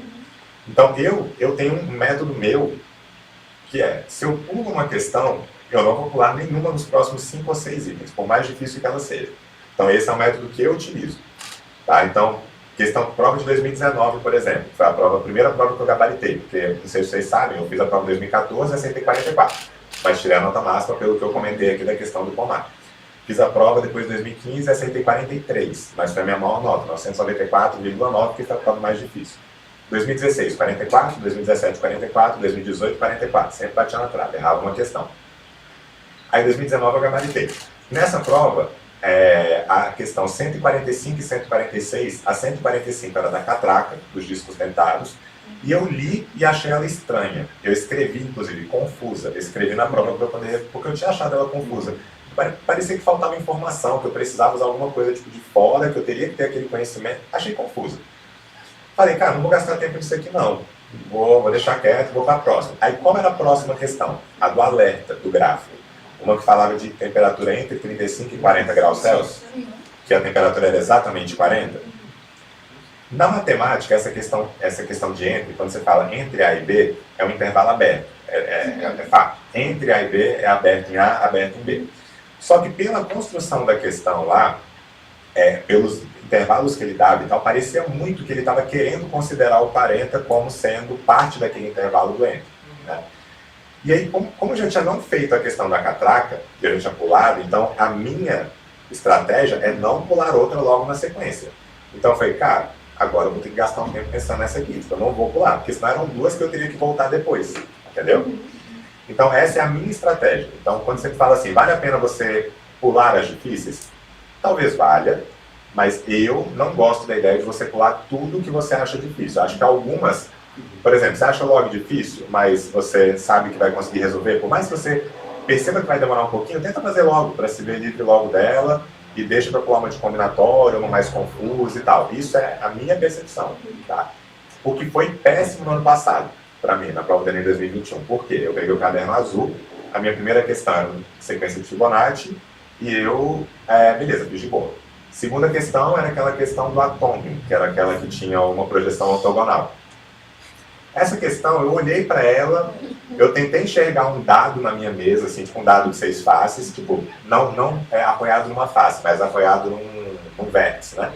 E aí eu tentei enxergar como é que ficaria, aí eu marquei a letra E, eu falei, acho que é essa, mas eu não tinha nenhuma convicção. Nenhuma. Aí eu pulei, e era a segunda questão da minha prova. Qual era a terceira questão da minha prova? A dos brasões dos times de futebol. Aí foi uma merda. Uma merda. Por quê?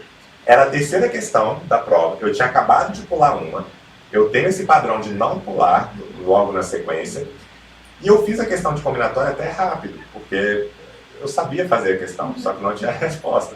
E aí quando eu vi que não tinha resposta, eu falei, cara, onde que eu errei? Tipo, mas isso aqui é um arranjo e tal, tipo, é de boa, tipo, a ordem aqui vai importar, se eu trocar um novo... Ah não, peraí, deixa eu ver se era uma combinação. Eu fiz por combinação, não tinha resposta. Cara, será que eu estou confundindo os... Porque falava, porque eram mineiros e paulistas e não sei, cariocas. Será que eu estou confundindo isso? Eu gastei, sem sacanagem, nessa questão, na prova como um todo, acho que uns 40 minutos. Eu devo ter ficado nessa questão de combinatória, sem sacanagem. Por quê? Porque eu gosto de combinatória, é uma matéria que eu domino, e eu não aceitava. Eu não aceitava. O foco era fechar a prova também. Meu foco é diferente. Então, eu não aceitava que não tinha resposta. Né? Então, eu fiquei, cara, não é possível, o que eu estou errando? Até que uma hora eu desisti, assim, eu falei, cara, essa letra A não é por conta disso. Eu demonstrei que não era a letra A. Essa letra B não é por conta disso. Essa letra C não é por conta disso. Aí eu fiquei entre D e E, aí eu achei por que não poderia ser a letra E, e eu não achei uma justificativa muito plausível para não ser a D. Eu marquei a D, mesmo sabendo que não era. Entendeu? Então, tipo assim, essa minha estratégia, ano passado, foi péssima. Por quê? Porque quando chegou lá na frente da prova, uma coisa que eu gosto de fazer, quando o tempo permite, isso não aconteceu no ano passado, é fazer uma revisão de questões que eu faço uma marcaçãozinha lá na prova que eu gostaria de revisar. Então, por exemplo, uma que eu errei, eu acho que eu erraria mesmo sempre, mesmo que não tivesse essa questão do brasão, que foi aquela questão da planificação do octaedro. Aquela questão eu tive dificuldade mesmo de enxergar na hora da prova. Cara, não foi só você não. Tem um professor lá da Paraíba, cara muito bom, eu faço questão de seguir o trabalho dele, o Rona Edson, é um cara muito bom. Ele já deu aula aqui? Cara, ele é foda, esse cara é sensacional. De tudo, exatamente. Um excelente profissional, um cara sangue bom e tal. E ele fez a mesma coisa. Ele também, ele cortou. Depois que eu vi que era proibido fazer isso. Então, eu fiquei em dúvida se era proibido ou não cortar a prova. E aí eu fiquei, porque eu pensei, eu cogitei, não, eu falei, cara, eu vou cortar isso aqui, né? Aí eu falei, não, mas eu não sei, se eu for eliminado por isso, vai ficar ruim pra mim. Aí eu não fiz, mas uma galera fez. Então, essa questão eu acho que eu erraria mesmo. Então, assim, eu digo que eu erraria 9 a cada 10 vezes que eu fizesse. No dia seguinte, no conforto de casa, eu vi 2 soluções diferentes para ela. Mas é diferente na hora da prova. Então, na hora da prova, eu erraria. Agora, teve uma outra, que foi a da caneca de sopa, que era um tronco de cone. Né? Como que eu costumo resolver questões de tronco de cone? Eu acho que, eu sei a fórmula. Eu poderia usar. Mas eu não gosto de fazer assim. Eu gosto de completar o cone e fazer pelo lance da razão volumétrica. Então, pois é, só que o que aconteceu no contexto da prova? Eu fiz isso, da razão volumétrica, não sei o quê, só que na hora de escrever, como eu já estava colocando a razão volumétrica, eu já emendei o PR ao quadrado H. E eu não senti falta de 1/3, porque já tinha uma fração. Então, acho que foi isso que aconteceu na hora da prova. Eu escrevi já com uma fração, então se eu tivesse só escrito PR ao quadrado H, eu ia, não, peraí, isso aqui é um cilindro, então 1/3, eu ia acrescentar. Mas naquele contexto que já tinha fração, eu errei. Foram as 2 questões que eu errei, e até alguns alunos zoaram, porque eu marquei 2000 e alguma coisa, e os alunos, pô, eu falei, não, caneca de sopa de 2 litros, tá de sacanagem. E assim, e é uma parada que é verdade, tipo, a prova do Enem é uma prova do dia a dia do estudante. Então as respostas, elas têm que ser condizentes. Você não vai ter questões, tipo, o professor foi comprar 900 melancias no mercado e 200 abacate, não tem isso na prova do Enem, as questões têm que ser condizentes. Você não vai ver uma estátua que tenha 950 quilômetros, entendeu? Tipo, tem que ser valores reais mesmo. Então, faz total sentido. Tipo, não tem caneca de 2 litros de sopa, entendeu? Eu marquei porque eu dividi por 3. Mas se eu tivesse tido mais tempo na hora da prova, como normalmente eu tenho para revisar algumas questões, eu teria feito pela fórmula do volume do tronco. Então, essa questão dos brasões, de que não teve resposta, que eu não consegui pular, uma questão do histograma, que caiu no ano passado também, que cobrava mediana, que era meio problemática. Uma questão que foi a única que o Ronaldo errou, que foi o lava rápido. Que podiam ser 15 ou 9 lavagens, dependendo da forma como você quisesse interpretar a questão. Eu comecei marcando 9, depois eu mudei para 15, depois eu voltei para 9, aí acertei. Mas era uma questão também totalmente discutível e que era para ser uma questão fácil, eu perdi um baita tempo porque ela estava mal escrita. Então, essas questões me atrapalharam. Eu não gostei da prova do ano passado da matemática por isso, não porque foi uma prova difícil ou fácil e tal, mas porque questões confusas e essa que não tinha resposta. Então, para um aluno bom, um aluno que queria gabaritar a prova, isso é péssimo. O aluno que estava tirando 37, 38, foi de boa, porque, cara, não tem resposta, vou pular, vou deixar quieto e vou para outra. Mas para quem estava querendo gabaritar, foi bem frustrante, né? Então, perfeito. Cara, tu falou sobre a questão de chute, né? De classificar em fácil, média e difícil. Eu acho que concordo 100% para o aluno de alta proficiência e concordo 100% que não vale a pena classificar só por classificar. Sim. Mas eu acho que classificar é uma consequência. Quando tu fala assim, ó, eu coloquei ali confusa, mas talvez seja essa. Tá classificando a questão em média, talvez. Sim. Tipo, eu sei o caminho, mas não consegui chegar no caminho. É uma questão média, né? Não sei nada da questão, não sei nem um assunto, não sei nem o que é isso, difícil. Então eu acho que é uma consequência para o aluno a classificação. Porque, veja, ele não vai fazer a prova em uma ida só, na 1,90. Ele tem que voltar.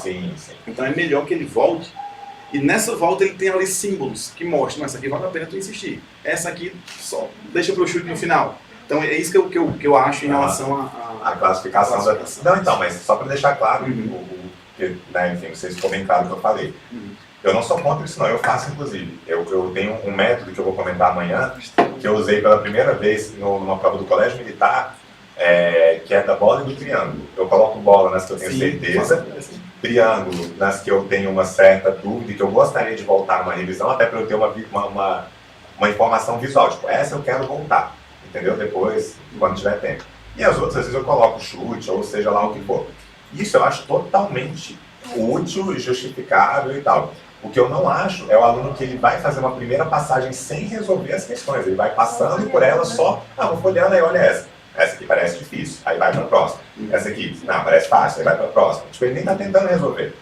Tá? Isso é que eu sou contra, porque eu acho que o aluno vai perder ali, sei lá, meia hora talvez, para fazer uma classificação como essa. E é uma classificação que ela, depois, quando ele for de fato fazer as questões, ele vai ver que ela foi totalmente subjetiva. Ele pode até ter acertado em uma ou outra, mas uma questão que na primeira leitura parecia difícil, não, era só uma organização melhor das informações.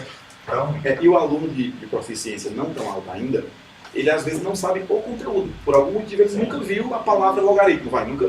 Então assim, de repente para ele, viu que é a questão do logaritmo, viu que nas opções. Esse aí, manda, vai embora, vai embora. Sim, não, esse aí com certeza, esse está no meio do bolo, logaritmo.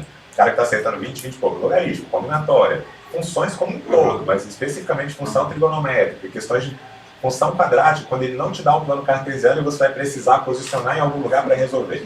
Tipo aquela questão que caiu, acho que em 2017, que era uma questão de alguma coisa lá de Minas, de algum monumento lá de Minas, eu não vou lembrar, da Pampulha, da igreja da Pampulha, se eu não me engano. Que aí tinha uma distância que era 3, da abóbada, isso. Você tem, porque ele só te dava que era uma parábola, te dava algumas distâncias, mas ele não falava onde é que estava o eixo Y e o eixo X. E dependendo de onde você posicione, isso facilita ou não a resolução. E aí, essas questões, cara, esse aluno com uma proficiência intermediária e tal, esquece no primeiro momento mesmo, assim, bater o olho é pular e ir para as outras. Esse eu concordo totalmente.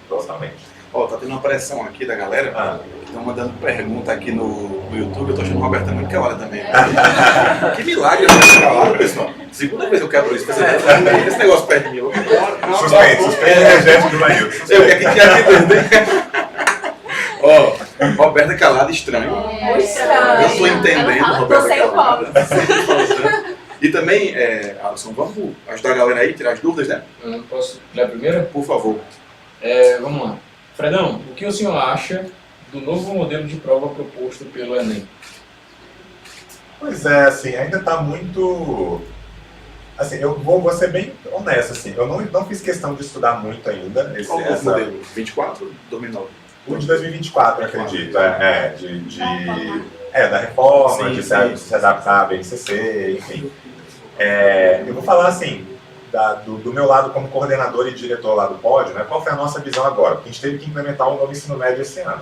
O nosso primeiro ano já faz parte do novo ensino médio. Só que O POD é uma escola que é muito conteudista, ela é uma escola que preza por bons resultados. Então a gente não pode mudar muito a lógica do nosso trabalho se a gente não sabe ainda como que vão mudar as avaliações externas.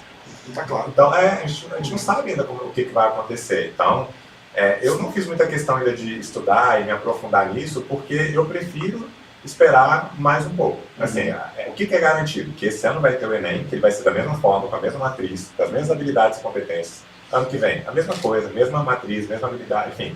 Então eu prefiro focar, por enquanto, nisso, até que a gente consiga enxergar um desenho um pouco melhor do novo Enem. Por enquanto é tudo conjectura, tipo, vai ter questão discursiva, aí já tem uma galera que está se preocupando. Cara, isso vocês nem controlam isso, não tem que vocês se preocupar com isso agora. Talvez o sistema de ensino tenha que fazer isso para se preparar. Exato, não, isso aí com certeza, a gente vai ter que fazer, né? Assim, tem Mas o aluno não. Uma das pessoas que eu acho que mais entende assim, no país, né, de Enem, TRI, SISU e tal, que é o Ademar, né, do SAS e tal, ele é um cara que já estudou muito a BNCC, vive dando palestras, enfim. Eu ainda não, por N motivos, assim, né, eu estou numa situação, estou no momento da minha vida que eu tenho que lidar com aulas, eu dou mais ou menos aí 18 a 20 aulas por semana, atendimentos aos alunos, que eu devo atender 8 a 10 alunos por semana. Eu lido com toda a parte de provas objetivas do POD, então tudo que é prova objetiva é simulado. Eu quem elabora o cartão-resposta, corrijo, divulgo o resultado, analiso o resultado. Tem Mente Matemática, que é a plataforma, que tem quase 3 mil alunos esse ano. Tem o Henrico, filho de 1 ano e 8 meses. Enfim, então eu tenho que lidar com muito a medicina, já esquecendo a medicina. Nas outras vagas faz medicina. Cara, eu tenho que lidar com o crossfit, claro, tem que treinar, né, toda semana, então, cara, é muita coisa para lidar. Eu gostaria de já ter estudado um pouco melhor, de poder responder um pouco melhor, mas eu não estou preocupado, de verdade, por enquanto, em estudar não, porque acho que ainda não é um momento, assim, de ficar já... Ano que vem eu vou fazer isso. Ano que vem eu vou sentar, vou estudar a BNCC direitinho e tal, vou começar a ver em que caminho que está indo. Para no outro ano a gente conseguir orientar o aluno. E ainda assim é orientar no escuro, porque assim, eu sou um defensor de provas antigas, vou falar também disso amanhã, de estratégia, como que isso já me ajudou. Esse mestrado que eu comentei que eu fiz, né, que eu fiz o TCC na TRI e tal, eu fui o único do país a gabaritar essa prova, de 16 mil candidatos mais ou menos, professores do país inteiro e tal, e muito por conta de estratégia de provas, de ter estudado as 2 provas que eu tinha à disposição anteriores, e entender mais ou menos como que eu ia ter que lidar com aquela prova naquele momento. Então, em 2024, a gente ainda vai preparar os alunos sem ter nenhuma prova como base, né, para o que vai acontecer. Então, assim, vai ser um tiro meio que no escuro, assim. Cara, teve uma curiosidade, assim, esses dias comigo. Chegou uma aluna para mim que ela é fisioterapeuta. Ela disse, Vanilton, tá com 10 anos que eu não estudo. Vê aonde? E eu vou começar no cursinho em 2023. Ou seja, é lógico que eu não vou passar. Eu já devo começar estudando, fazendo prova discursiva. Tu entendeu, assim, como a galera...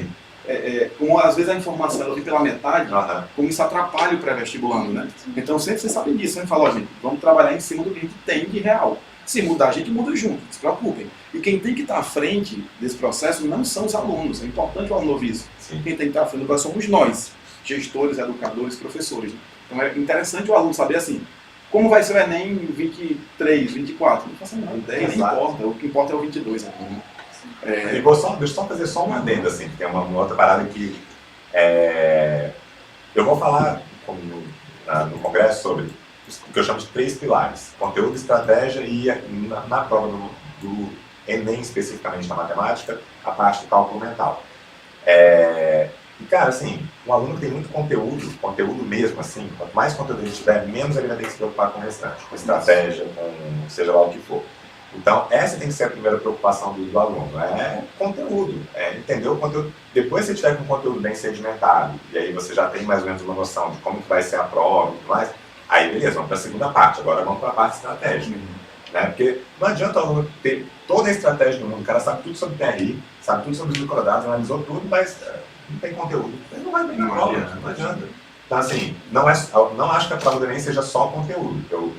Tem professor que trabalha comigo que sabe muito mais matemática do que eu, de verdade, assim, muito mais mesmo. Cara, é um fenômeno da matemática. Mas eu vou sempre, ele fez a prova acho que já 2 vezes, e eu sempre vou melhor do que ele, porque eu entendo melhor da prova do Enem, e aí o que me diferencia dele é essa parte estratégica. Ele acaba errando coisa de vacilo, ou coisa que ele não conhece, aquele modelo de questão do Enem, e coisas que eu já estou adaptado e consigo fazer rápido e não perco muito tempo. Que é briga de quem está em cima, né? É, exato. Por exemplo, tem o David e o Daniel, que eles fizeram ITA, fizeram tipo 6, 7 semestres de ITA, desistiram e vieram fazer ali para medicina. São monitores aqui do curso hoje, professores. E cara, os caras não tem como eles fazerem menos que 40 no Enem. Exato. Os caras quase se formaram no ITA, né? O Daniel. Então o Daniel vai fazer 42, 43, 45, 44, ele vai muito bem. Então, eu bato no meu tecla.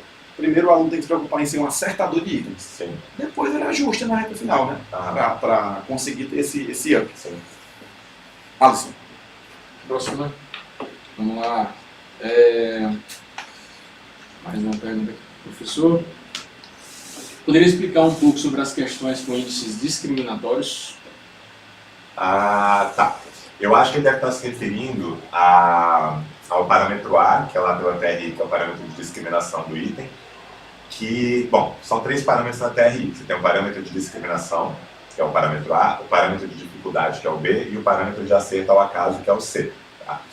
Quando eu comentei aqui mais cedo que tem alguns itens que eles são anulados pela TRI, é porque eles não são discriminativos. O que é um item que não é discriminativo? Vamos olhar para esse item de 2014, do pomar das maçãs.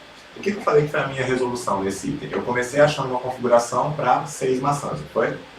Aí beleza, achei para 6, mas não tinha resposta. Aí depois eu achei uma para 8, mas eu não achei para 9.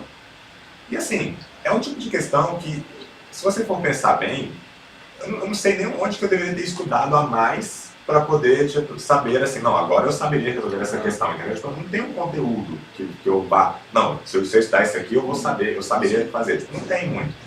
Então, quando você tem questões desse tipo, o que pode acabar acontecendo? Você tem na teoria clássica dos testes uma medida lá que acho que é coeficiente de correlação ponto bisserial, acho que é alguma coisa assim.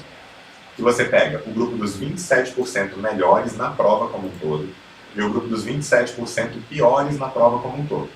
E aí você compara os percentuais de acerto nas questões individualmente para esses dois grupos.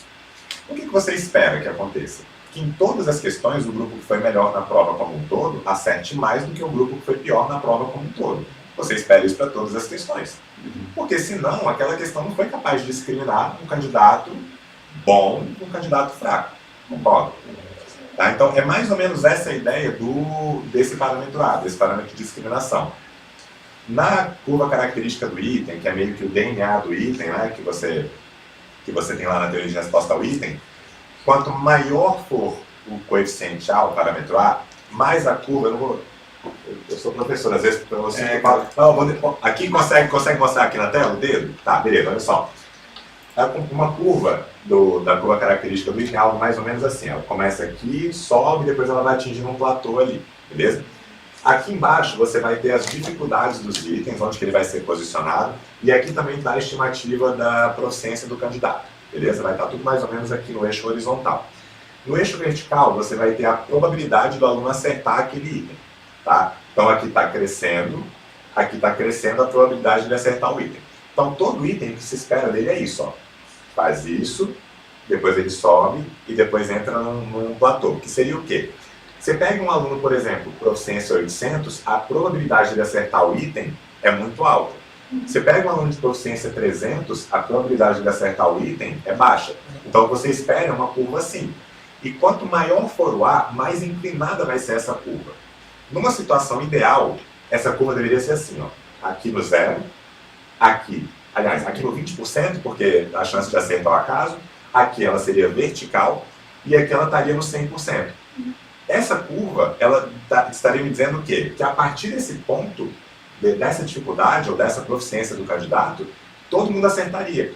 Então, ela seria a questão perfeita. Ela seria capaz de dizer, cara, esse cara aqui, ele tem a proficiência tal, de pelo menos 700, porque aquela reta está ali nos 700. Deu para entender mais ou menos a... Quanto menos inclinada tiver essa curva, tá? Menos discriminativa ela é, porque a proficiência do candidato está aumentando, mas a probabilidade de ele acertar não está acompanhando muito bem aquilo. Tá? E tem um cenário que é o pior possível, que seria a curva fazer isso aqui. Ó. O que seria esse cenário em que a curva faz isso? A proficiência menor, ele tem uma probabilidade de acerto que é muito alta, e ela vai diminuindo à medida que ele vai tendo uma proficiência maior. Isso não faz sentido. Ele tem que ser descartado. Isso é a discriminação negativa. Esse é o negativo. É por isso que a da catraca foi descartada, é por isso que a da maçã foi descartada e tal. É como se você pensasse nesses dois grupos de 27% e você tivesse um item que no grupo de 27% dos piores candidatos, eles tivessem acertado muito mais do que esses aqui. Cara, essa questão é um lixo. Ela não foi capaz de discriminar um bom candidato de um mau candidato. Então ela tem que ser A questão descartada. da pegadinha também, né? Porque às vezes quem não sabe chuta, 20% acerta, se for pensar. E o cara que estudou, que sabe, vai cair na pegadinha. Então quem estudou cai na pegadinha e erra. Quem não estudou pode ser que acerte. Pois é. Por isso que não pode ter pegadinha na Libras.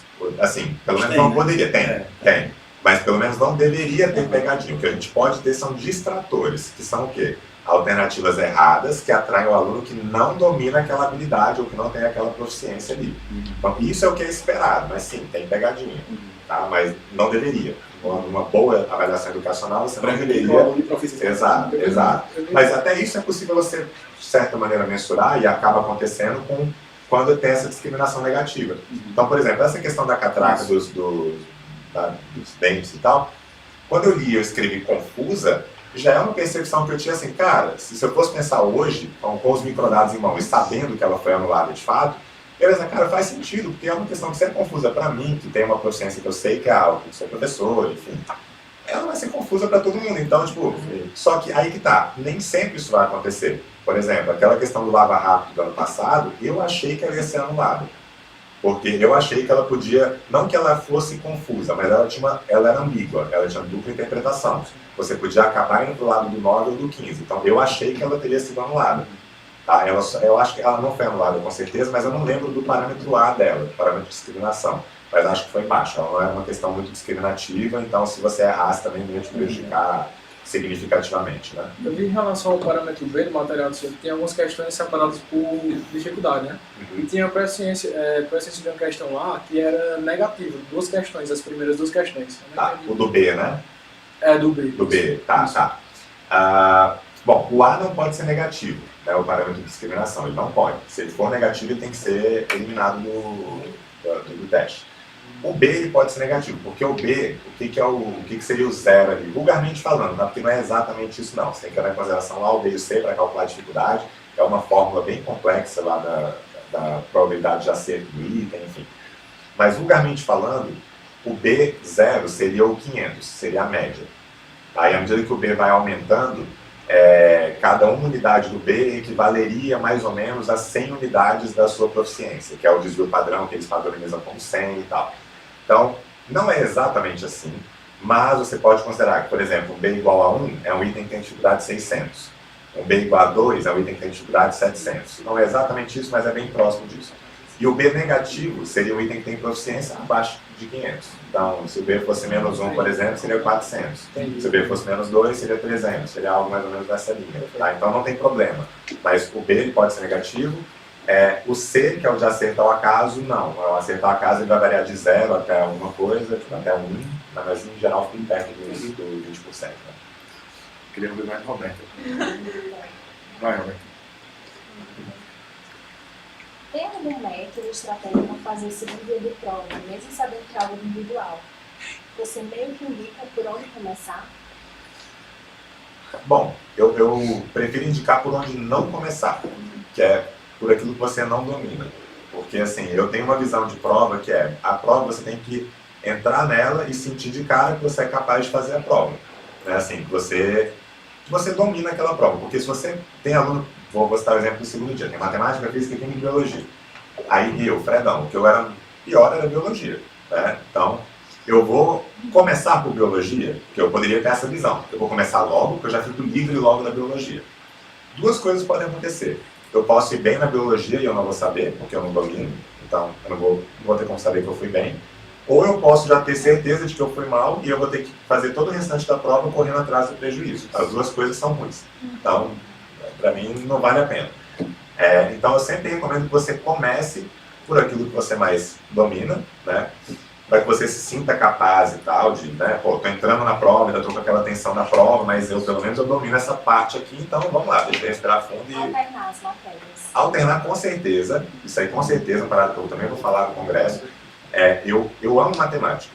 E eu chego ali na 30ª questão da matemática, eu estou de saco cheio de fazer conta e de ler questões de matemática. Então, tem que alternar. Isso é um fato. Mas então, respondendo essa pergunta, eu recomendo que você não comece pelo que você tem mais dificuldade.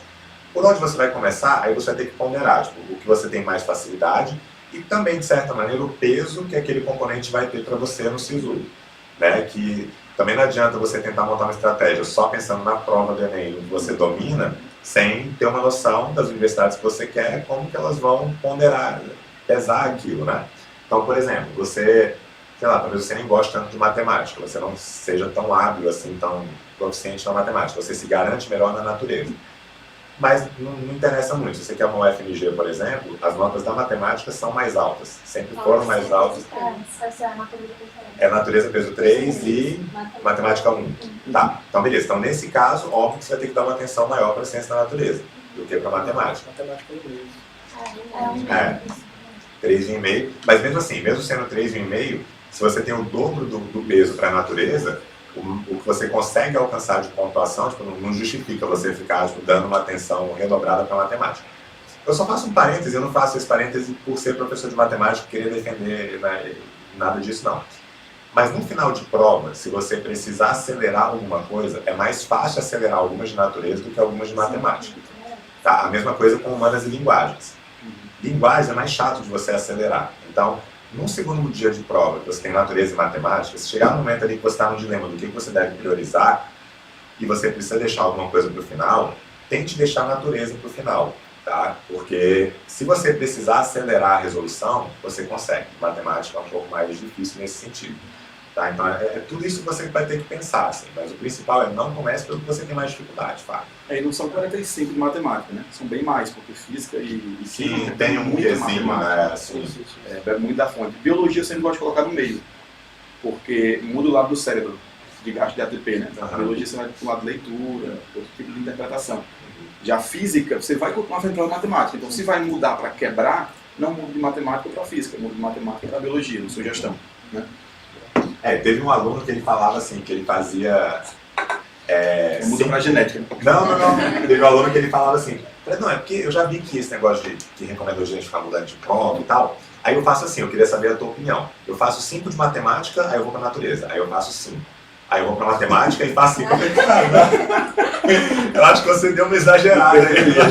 Não faz isso, porque tem até uma professora da internet, né, que é a Fernanda Leal, não sei quem acompanha lá de Goiânia, né?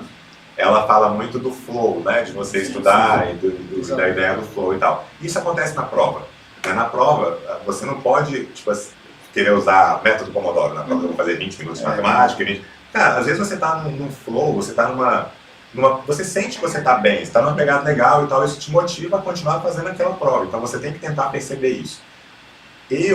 Depois de já ter batido na trave várias vezes, né, lá para gabaritar a prova, quando chegou em 2019 eu tinha colocado uma coisa na minha cabeça.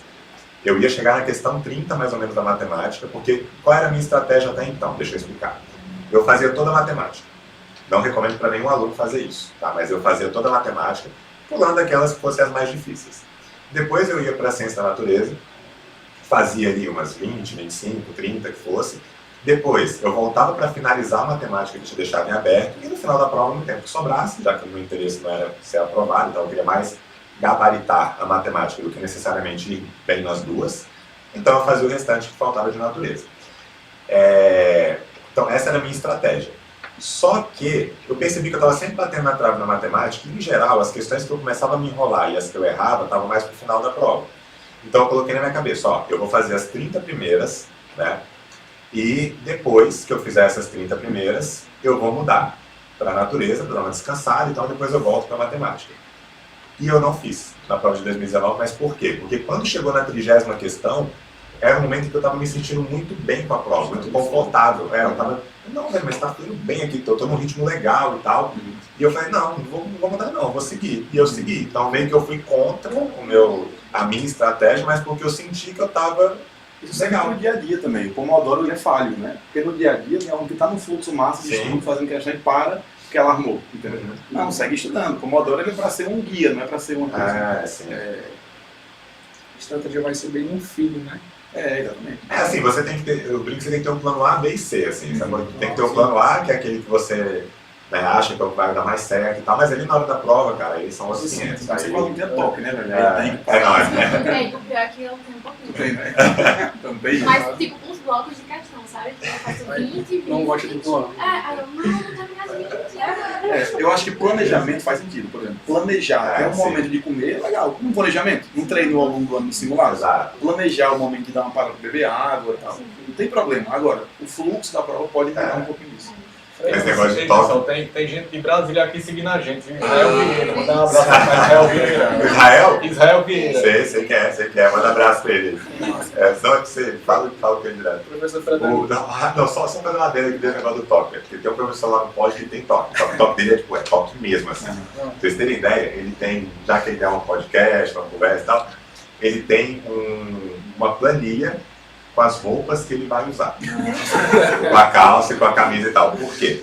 Porque teve um aluno uma vez que falou pra ele, pô, professor, tá com a mesma blusa da semana passada?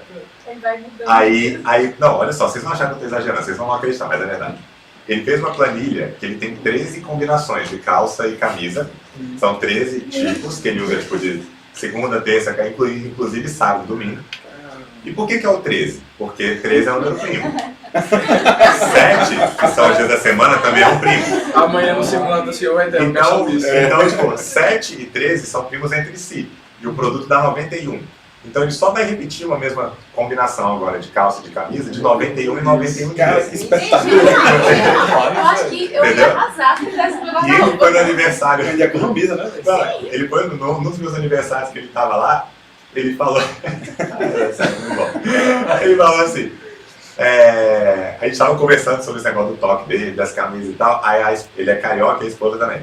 Aí a esposa dele falou: pois é, vocês não sabem, esse puto, ele agora, ele vai fazer, ele tá querendo fazer um negócio lá pras calças jeans dele, eu não sei o que, tipo, como é que eu vou diferenciar as calças jeans e tal? Eu indignado.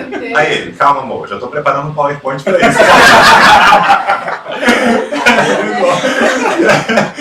E a última dele, ele tem ele dá aula de física. Cada cor do giz, cada cor, agora não é mais giz, a gente estava usando pincel, mas cada cor na época que era do giz, e agora com pincel deve ser a mesma coisa. É uma força, por exemplo. A força normal é amarela. Força peso é preto. Tipo, não muda, não pode mudar. Então, ele tinha escondido numa parte lá da sala dos professores o giz dele, porque se acabasse o giz amarelo, uma vez acabou, ele falou, pô, agora não vai dar pra não tem mais força normal, não tem mais... não podia mudar, tá bom? E aí a gente chegou... Aí a gente chegou... Michael Victor, eu falo pelo Instagram, Aí esse professor tem uma vez que a gente tinha uma aluna que ela tinha... Pô, não lembro qual era o problema visual que ela tinha, mas ela não enxergava, tipo, não era bem um daltonismo, era uma espécie de daltonismo. Ela não enxergava algumas duas cores lá, e aí a gente só podia usar nas aulas daquela turma, tipo, sei lá, o giz branco e o giz amarelo, não podia usar outro, porque senão ela não conseguia distinguir, né? E aí ele não sabia, estava dando a aula e tal, aí teve uma hora que uma pessoa levantou, que ela ficava sem graça de pedir e tal. Professor, você pode só colocar de branco e amarelo e tal, porque tal pessoa tem problema, tal, tem daltonismo. Aí ele, olha, tudo bem que ela tem daltonismo, mas eu tenho toque, então não vou colocar nada. E continuou dando as coisas. Aí ela teve, exatamente, aí ela teve que baixar um aplicativo. Ela baixou um aplicativo, porque ela tirava uma foto do quadro, e aí parece que dava para converter e mostrar para elas as diferenças e tal. Mas assim, ele não abre mão do toque dele. Mas é gritante, isso também. A bicha é... Bom. Então isso aí falar em flow pra ele, né? Vai, tem mais alguma aí? Sim. Quantas questões, mais ou menos, para atingir acima ou no mínimo de 780 em matemática? Pois é, isso aí depende muito do ano. Até uns anos atrás eu não via muita gente falando disso ou fazendo isso. E aí, em 2019, 2020, eu comecei a divulgar justamente essa relação, né? Essa relação entre notas e acertos, tá? Quem é que perguntou? Foi Laura Rodrigues. Laura, tá. Então, Laura, o que eu vou te recomendar, tá? Não é porque eu queira me esquivar da resposta, não. Tipo, normalmente na matemática, para 780, eu chutaria que é algo na faixa dos 29 acertos, 28 acertos. Eu chutaria algo mais ou menos por aí. Porque eu tenho meio que uma memória de que 30 acertos, 32 já é na casa dos 800 pontos. Tá? É mais ou menos o número que eu tenho na cabeça. Mas isso depende muito do ano, da prova. E lá no meu Instagram, eu vou inclusive repostar isso agora nessa reta final. Tem várias planilhas, na verdade, acho que 2020, 19, 18, 17 e matemática do Enem 2021. Na minha correria eu acabei não conseguindo postar das outras matérias, mas matemática está postado lá. E que tem justamente essa relação de acerto-nota. Então, o que eu fiz? Peguei os microdados, peguei todos os alunos que fizeram o Enem, todos que acertaram 30 questões. A variação é grande, por conta do conjunto possível de respostas e tal. E aí eu tenho lá, nessa planilha, a menor nota de todo mundo que acertou 30, a maior nota e a nota média. Então é bom vocês se pautarem pela média ou até um pouquinho acima, porque geralmente o aluno que já está buscando essa informação e tem esse conhecimento, em geral, ele já é um aluno que ele consegue dimensionar melhor quais são as questões que ele deveria acertar, não deveria e tal. Mas se você quiser ser um pouco mais conservadora, olha a média. Então vai lá nessas tabelas, eu vou repostar nessa reta final para o Enem, e aí você vai conseguir saber, tipo, 780 na matemática, eu precisaria de tanto. 780 em linguagens, tem que quase gabaritar a prova ou gabaritar. Né? Porque linguagens, a nota máxima fica ali, às vezes passa de 800, mas no geral 780, 790 e tal. Então, enfim, recomendo que você olhe lá no Instagram, porque vai ser mais assertiva a resposta. Né? Fredão, aproveitando um enredo em relação ao que você falou da linguagem, que chega na nota máxima de 780, só que, tipo, é muito mais difícil encontrar alguém que acerta 42 em linguagem do que em matemática. Por que isso acontece? Pois é, quando o Enem foi criado lá em 2009, tá, ele usou como referência para a construção da escala pedagógica, enfim. Se eu não me engano, foram as notas dos concluintes da rede pública de 2009, tá? Então, alguma coisa assim, tá? De quem estava fazendo Enem, que era concluinte da rede pública e tal. Eu preciso confirmar essa informação, mas se eu não me engano, o que acontece concordo contigo quanto ao gabarito, é mais difícil alguém gabaritar a linguagem do que a matemática, enfim, porque tem muita questão ali que é meio subjetiva e tal. Mas onde que é mais fácil você ter Onde? Sou de química aqui, onde que é mais fácil você ter um desempenho, tipo, onde é mais fácil você acertar 15 questões? Na matemática ou em linguagens? Não pensa em você. Eu acho que é linguagens. Linguagens. Pensa no grosso do país, linguagens. Então, quando você constrói essa escala...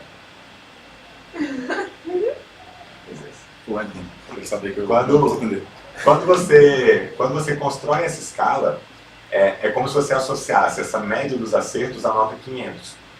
Então é como se fosse mais fácil você atingir, não mais fácil, você atinge o 500 na matemática antes, digamos assim, porque você atinge com menos acertos, entendeu? Porque em média a galera acerta menos na matemática, sabe? Acho que é alguma coisa mais ou menos nessa linha. Então, como é mais rápido você atingir os 500 na matemática, acaba que depois, por conta também do desvio padrão, da variação das notas, né? Você tem uma variação das notas na matemática que é um pouco maior do que também em linguagens. Em linguagens, acaba que todo mundo consegue se virar ali um pouquinho alguma coisa e tal. Em matemática, você tem uma dispersão maior dos dados, né? Então, também por isso, você consegue se afastar mais. Porque o que é um aluno nota 900, por exemplo? É o aluno que está 4 desvios acima da média naquela escala de proficiência da matemática, que a média é o 500 e o desvio padrão é o 100. Entendeu? Então, acho que é mais ou menos juntando isso que faz com que a prova de linguagens tenha uma nota máxima menor do que a prova de matemática. O que é totalmente... não sei nem se existe corrigível, mas enfim, a universidade pode corrigir isso tranquilamente com os pesos. Né? Então, assim, eu poderia criar uma faculdade de Fredão, só ia passar quem sabe matemática. Eu ia colocar... eu poderia colocar peso 1000 para matemática e peso 1 para pronto. Entendeu? Então a universidade, se ela julga que aquilo foi, que aquela questão era, eu quero pesar mais linguagem, eu quero que ela valha mais, beleza, mais ponto. É tranquilo. Carol, 2 pontos aqui, pra gente entrar aí na fase final do nosso podcast. Já praticamente a palestra amanhã, já. Eu vi só resolver as questõezinhas. Cara, tem muita dúvida aqui, cara, tem muita dúvida. É isso que eu ia falar. Primeiro foi um aluno que falou, Vanilton, pode passar até 9 da noite, porque as vezes não acabam. E outra foi uma aluna que falou com o Vinícius, agora falando assim, Vanilton, o que eu faço para participar do evento amanhã? Gente, assim, a gente, por 2 motivos. Primeiro, espaço, e segundo, para ser justo com quem se matriculou no Congresso Enem, o aluno de amanhã é exclusivo para quem está matriculado no Congresso Enem, tá bom? A gente não consegue abrir exceção justamente por conta de espaço físico e para ser justo com vocês que investiram para estar com a gente nessa revisão. Então, de fato, seria isso. Porém, o Fredão, ele tem um projeto, ele tem um curso, né, que é o Mente Matemática. E eu queria que tu aproveitasse para divulgar, que a galera pode ter tudo isso e muito mais no Mente, né? Ótimo, ótimo. Eu tento, né, não falar, porque não é para isso que eu vim aqui. Sim, claro. Não é Até para ajudar a galera que sim.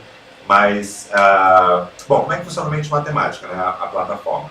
Atualmente a gente tem lá 3 cursos que são, de certa maneira, ligados a esses 3 pilares que eu chamo, né, da matemática acadêmica. É conteúdo, estratégia e cálculo mental. Então, um dos cursos ele fica aberto o ano inteiro. Ele está sempre sendo vendido, que é o curso de cálculo mental. Por quê? Porque ele é um curso que ele é relativamente curto, são 9 aulas, com uma carga horária total de 5 horas, mais ou menos. E eu, de verdade, acredito que mesmo adquirindo, tipo, hoje, o curso de cálculo mental, o aluno, talvez ele não tenha tanto tempo de treinar e se sentir muito confortável com todos os métodos, mas ele vai ter algumas aulas ali que, se ele maratonar no final de semana, ele vai falar assim, cara, por que eu não sabia isso antes? E isso já vai ter impacto imediato. Isso aí é um fato. Não sei o que eu estou falando, isso aí são vários feedbacks que a gente tem de alunos que já fizeram curso de cálculo mental. Inclusive o Gustavo, né? O Benito estava falando. Então o Gustavo depois pode falar melhor disso aí. Mas é um curso que ele tem um impacto imediato mesmo. Então ele fica sendo vendido o ano inteiro e ele não é que não demanda uma atenção nossa, mas não demanda um acompanhamento, por ser um curso curto e tal. Os outros 2 cursos, a gente não deixa eles abertos o ano inteiro. Inclusive a gente não abre mais, a gente não vai mais abrir esse ano. Porque a gente não acredita, não seria muito honesto mesmo. O aluno não teria tempo de aproveitar até a prova do Enem. E a gente tem uma validade até o final do ano, justamente porque a gente faz várias lives durante o ano para poder tirar dúvida. Enfim, tem todo um cronograma para esses outros 2 cursos, que são o Treinamento Enem, que é um curso que é mais voltado com metodologia ativa. Ele não tem aula teórica. Então, o que é o Treinamento Enem? É você fazer mini simulados semanais. Então, o aluno ele vai chegar na segunda ou na terça-feira, vai fazer uma lista com 15 questões selecionadas lá para serem feitas de 45 a 50 minutos no máximo.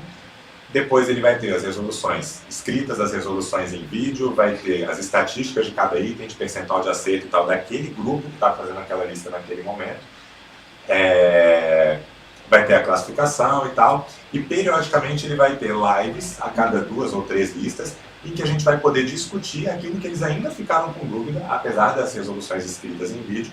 E nessas lives eu trago um pouco da parte da teoria, já que eles não têm aula de teoria. Então, se eu percebo que tem uma coisa que ficou com muita dúvida teórica, beleza, então vamos revisar isso aqui como é que seria a teoria.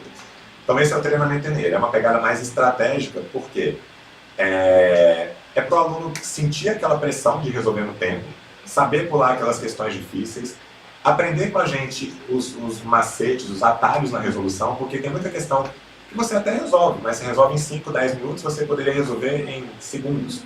Amanhã eu vou mostrar uma que ela é muito fera, que é bem ligada a você ter um conteúdo bom, que é uma questão que eu resolvi no Enem PPL, ficou todo mundo sem entender nada, que eu vou fazer isso esse ano, inclusive, quem tiver interesse já fica ligado.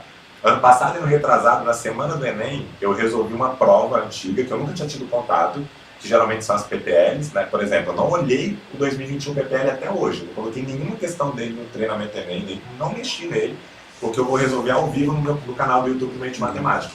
Porque é a melhor oportunidade para o aluno ver tudo que eu falo sendo colocado em prática. Ele vê que momento que eu tenho dificuldade com uma questão, que momento que eu pulo, que momento que eu resolvo uma questão, tipo, que talvez você levasse 5 ou 10 minutos, eu resolvi em 1 minuto. Teve uma que era uma questão de função quadrática na PPL, que eu resolvi usando PA de segunda ordem. Que é assim, que é uma relação que você tem entre função quadrática e PA de segunda ordem. E eu resolvi, tipo, em 5 segundos. Daqui para cá 3, daqui para cá 2, daqui para cá vai ser 1, aqui vai ser 7, já acabou. E se você fosse montar um sistema para achar A, B e C, para depois achar o F de 3, o F de 4, que ele queria, você ia levar pelo menos uns 5 minutos. Então, o treinamento nem tem essa pegada. O aluno vai aprender essas resoluções e tal. E tem um outro curso, que é a Matemática do Ensino Médio, que esse é um curso mais convencional, assim, de videoaulas, um pouco mais longas, 40 minutos e tal, baseado no documento que eram as orientações curriculares para o ensino médio, que era meio que norteado o que o aluno deveria entender no ensino médio e tal. E aí, nesse curso, você tem um material teórico próprio, tem, sei lá, mais de 500 páginas, você tem 45 questões para cada uma das grandes aulas que a gente chama lá. Então, é um curso mais convencional. É um curso mais convencional, exato. Mais com matemática do ensino médio e bem é bem parecido com o que é cobrado no Enem, por exemplo. Lá nas orientações curriculares, eles falam que você não precisa focar muito em polinômio, por exemplo. O polinômio, de fato, não é muito cobrado no Enem. Outros vestibulares cobram, mas o Enem não muito. Então, hoje, se você quiser adquirir o mente matemática, você só consegue adquirir o cálculo mental, mas pode ser bom, porque a gente vai entrar agora num período de revisão para o Enem, e todos os alunos da plataforma têm acesso à nossa revisão. Então, a gente passa algumas listas com as questões-chave que eles devem revisar de cada um dos tópicos mais importantes. A gente vai fazer algumas lives nesse período com eles, revisando tudo. Então, o aluno que adquire o cálculo mental, ele vai ter acesso a isso. Então, assim... Onde ele encontra? Na bio do Instagram? Eu acho que deve estar... É mentematemática.online, tá? Mas na bio do meu Instagram é bem provável que esteja. O teu Instagram qual é? @, professor Fredão. Professor Fredão. Então, por lá ele encontra, e inclusive fazendo um convite, tanto para a galera aqui do núcleo, né, quanto para quem estiver assistindo aí, a gente tem os simulados do Mente Matemática, eles são sempre autorais, né, 45 questões, cara, isso é a pior semana do ano para mim sempre, que é essa semana, inclusive, que é a semana de revisão, de revisões finais das questões do Mente Matemática do nosso simulado, que eu reviso tudo. É no sábado, amanhã, isso. Amanhã de tarde. Ele é aberto para quem tiver interesse, não precisa ser aluno do Mente Matemática. As resoluções são exclusivas para quem é aluno do Mente Matemática, mas para quem quiser fazer o simulado, ele vai ocorrer amanhã. Matemática e Ciências da Natureza, mas a gente não faz Ciência da Natureza. A gente tem um parceiro na Ciência da Natureza que, nesse momento, não vai participar, porque estão com outras demandas do curso deles.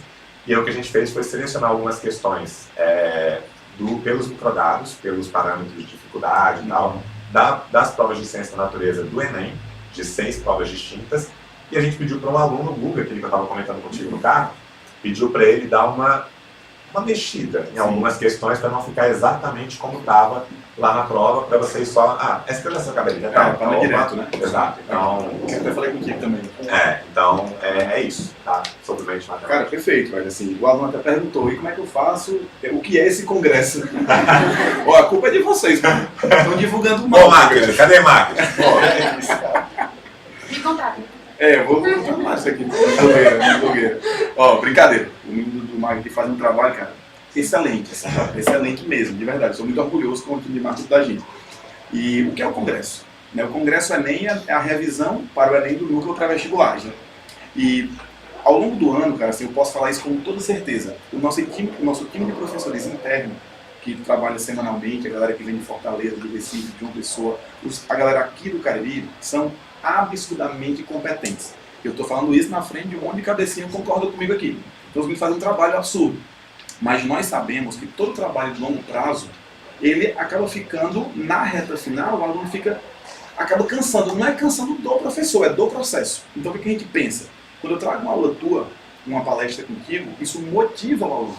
Então, talvez, alguns alunos que amanhã de manhã estariam dormindo, cansados, estressados, eles vão pensar, não, vou estudar matemática.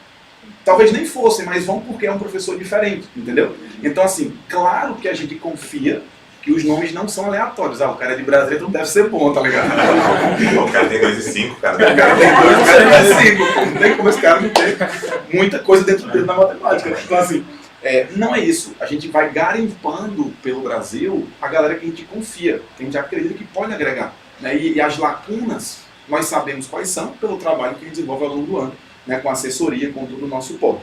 Então, em suma, o Congresso Enem é a 8ª edição da revisão do núcleo pré-vestibulares. As inscrições, né, estão abertas, o menino do Marquinhos não estão divulgando, mas Pedro ali puto comigo. Eu estou trabalhando nessa reta final e você vem dizer que eu não estou... Então, matrículas abertas, né, Pedrão? A gente começa amanhã com o spoiler do Congresso Enem com o Fredão, palestra dele, e no dia 22 começa, todos os dias, né, a nossa revisão para o Enem, até a prova. Vou ouvir muitos nomes, cara. Tu deve conhecer alguns. Conhece o Ives, né? O Ives fez a ponte. Ele me ligou. O Ives fez a ponte, até agradecer ao Ives por ter apresentado o Fredão. O Gustavo também falava. Foi, ele falou na sala. Tava até nervoso, Gustavo. Vou conhecer um cara mais alto do que eu, tá ligado? Então, veio o Kennedy, né? Sim. Famosíssimo, conhecido demais, vem agregar aqui pra gente. Veio uma galera top também de Fortaleza, Terezinha, não vou nem falar os nomes, de Recife. Né? Quem me ajuda de convidamos? Vai. Dalan, Anaí, vem Lázaro, vem Cleiton. vem o Thiago, Vai, vem o Michael, vem Wagner Rocha, me ajuda aí, inclusive, são muitos, né? Haroldo. Vem Haroldinho, cara, tô falando dessa galera que não tá, o Michael e Haroldinho não vai. Vem, peraí, eu tô com raiva de um cara aqui, vou estar ligado por Luiz, fez vergonha, viu? O Luiz Lando tava me ligando. O Landim? O Luiz Lando de Quinto, tu vai entender agora. Tá desligando na minha cara, bicho. Quem foi? Liga. Ei, química fase, pô, tio Richard. Tio Richard. Eu tô com raiva de você, viu? Sabe que eu tô com raiva? A galera tá comigo aqui, ó. Professor Fredão, ó. Beleza, Landim? E aí, Fredão? Tranquilo, cara? Ó, eu tô puto contigo, velho. Eu tô puto contigo e vou explicar por quê. Quando você era só acadêmico de medicina, você nunca me dava um não, velho. Aí você agora, porque é médico, só porque você agora tá de carrão, tá ligado?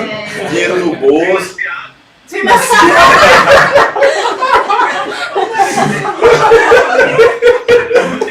É a mesma resposta que meu carro não é meu, não. Meu carro é do Banco do Brasil. Ninguém tem carro não, mas quem tem carro é o Bradesco, vai por mim. Ó, escuta. Tô com raiva, velho. Como é que você não vai vir pra 8ª essa Congresso nem, bicho? Eu te chamei. Não vou não, porque eu tenho prova de residência, eu tenho minhas prioridades. Ele falou, é do tempo que eu vou dar aula aí. Hein, pô? Tu devia dar um jeito de vir, velho. Cara, é o seguinte. Dá pra ouvir? Primeiramente, boa tarde aí pra todo mundo. Boa tarde. Eu sou inscrito no canal do Lucro, eu tenho a notificação ativada, né? Agora, no podcast eu entro, né? Às vezes eu fico só como espectador. Mas aí, ele entrou em contato comigo no começo do mês, aliás, no meio do mês passado. Começo do ano. Várias vezes você entrou em contato comigo, né? Mas eu tava, velho, eu tinha muito receio de confirmar, não poder ir. Porque realmente, como eu falou, eu vou prestar a prova de residência. Eu vou ter a ser estudante, mais uma vez. Tá eu e Guilherme aqui, Guilherme daqui atrás no gás. E eu saí daqui com um positivo. E assiste o podcast. E estamos num lugar que tá porra com a prova de residência. Mas aí eu neguei porque eu tava esperando sair todos os editais, né? E aí saíram todos os editais e agora eu consegui organizar. E aí, meu irmão, só queria dizer que o dia que você quiser, entre... Peraí. Tomou uma invertida agora. Então você está confirmando sua participação no Congresso. Estou confirmando, estou dando a minha palavra. Entre o dia 7 de novembro e dia 27 de novembro, pode marcar. Eu vi que o Enem dia 13 e 20, né? Então, entre 13 e 20, é só avisar que eu tô por aí. Ó, tu não fala isso não, porque eu sou gordo e tô tomando Red Bull, vai pra infartar com essa notícia aí, pô. Cara, felizão, velho. Você também, não comprou Homem-Aranha. Ei, Liga, mas brincadeiras à parte, bicho, tô feliz demais. Eu tô brincando assim, mas eu queria muito que tu participasse, né? Eu vinha te chamando, porém a causa era muito maior, né? Era a sua residência, por isso que assim, eu fiquei puto, me intriguei de ti, claro. Mas, cara, é isso, viu? Ó, beijo do coração, tá bom? Não, fiquei feliz. Esse é o chamado Over Delivery. A gente divulgou o congresso sem você, agora você vai vir. Entendeu? Ei, Ligão, pois vai, tô feliz de verdade. Show. Oh, coisa boa, Ligão, coisa boa. Ei, saudade de tu, viu, bicho? Saudade, meu irmão. Não, vamos fazer de novo. Que Pronto. Coisa boa, velho, tô feliz. Vai, blog, vai. Não, eu deixei ele rosa no filtro. Pode divulgar se quiser. Ó, então, gente, é isso. Assim, deu pra perceber que se deixar a gente vai até... As ajudas não acabam, né? Mas assim, amanhã tem mais, né, Fredão? Amanhã de 8 às 10, com a turma 1. De 10, vou errar no horário. 10h30, 10h30 a 12h30, né? Isso. Com a turma 2. Né? A gente vai amanhã dar uma juntada nas 3 turmas para poder caber todo mundo. Mas vai dar certo. Então, assim, só para finalizar, concluindo como eu iniciei a introdução. Cara, muito feliz de ter você aqui, viu, Fredão? De verdade mesmo, assim, a gente só se conhecia por telefone, por ligação, por WhatsApp. E assim, conhecer pessoalmente traz a energia boa que você tem e pra gente contar contigo aqui é um grande orgulho. A galera aí tava super ansiosa e com certeza todo mundo tá muito feliz. Tem só que no gabaritador. 45. Agora vem, né? Então já é isso, para finalizar, agradecer realmente, desejar uma excelente palestra amanhã para você, para todos os alunos. Galera, amanhã pode gerar expectativa, venham, tirem todas as dúvidas, vai ser um momento realmente muito importante. Considerações finais eu queria deixar com o Roberto. Porque ela sempre... Roberto, tu fala super bem, velho. Muitas coisas Fala, Roberto.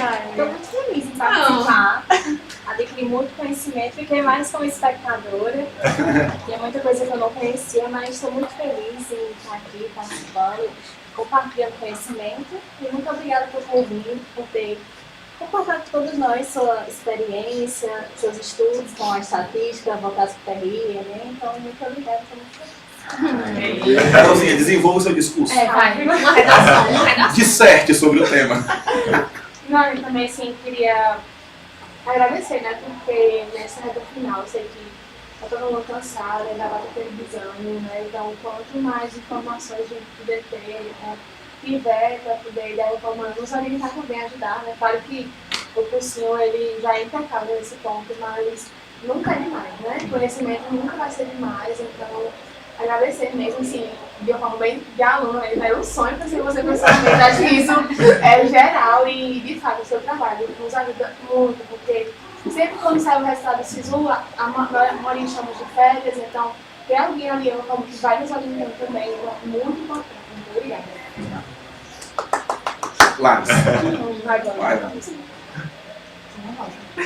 Vai, Finge que é um mystery da série. Oi, gente. Não, eu também fiquei muito feliz, igual as meninas falaram, né? Eu acho que eu achava impossível. Quando disseram assim, não, perguntei. Não. Vai, eu não acredito. E quando até o congresso mesmo, assim, eu fiquei em choque, realmente é um grande evento. E assim, eu fico muito feliz, assim, o núcleo já é um cursinho que me para muito tempo e eu sou muito grata por tudo. Mas hoje, assim, foi um momento o ápice. Pra mim, sério, foi muito bom. Obrigada por ter vindo até Jazé, lá do Gustavo Lobo. Olha, só pra dizer, ele veio num momento assim que ele tá muito corrido, tem uma vida muito corrida, né? Ele veio, trouxe a esposa, o bebezinho dele, né? Então fez todo o esforço do mundo pra estar com a gente aqui. Mais uma vez, obrigado. E veio num momento que tá frio, peraí. Tá frio, que é isso? Eu acho que também, antes de passar para os meninos, né, a gente, enquanto aluno do grupo, a gente queria agradecer a você também, a Vani, porque assim... Sou boa, todo mundo você tem a oportunidade de conhecer ele agora, né, mas já conhece ele há muito tempo. E assim, é um cara que, a cada ano que passa, se dedica muito pelos alunos, né, e por falar, mas essa turma consegue crescer, não. A gente vê que realmente é pela gente, sabe? Que só está no realmente só na faculdade. Então, muito obrigada. Eu dei uns elogios a todo mundo, eu sinto muito falta de Vanilton, mas obrigada por estar entregando o melhor pra gente, de verdade, nessa reta final. Muito obrigada. Me destruiu. Ainda bem que gostava de salvar com as coisas. Tudo que ela falou é tudo muito verdade, porque quando o Vanilton me falou que ia trazer o Fredão, o cara que eu tinha comentado sobre ele, né, sobre o que ele fazia, sobre todo o material que ele produzia e liberava também para o público, como aqueles simulados que ele faz abertamente, eu achava muito interessante, muito bom os simulados, e eu peguei e falei, Vanilton, por que tu não traz ele aqui? Aí um dia ele falou, ei, vamos trazer. Aí eu fiquei sem acreditar, eu, minha Nossa Senhora, ele veio pra cá. Tenho dois amigos que assinaram o seu curso e infelizmente eu não pude no momento da época, mas eles assinaram e eles acabaram passando um PDF ou outro. Mas eu aprendi muito com o senhor e quero agradecer muito. E fico isso aí, tá tranquilo. É por isso que ele deixava o gema. Vou deixar abaixo. Mas eu queria mandar um salve agora pra Caio. Vou fazer um corte disso aí. Não, lá da Polícia Federal. Pra Caio e Derval, que eram os dois amigos que assinavam. Não sei se conhece Derval.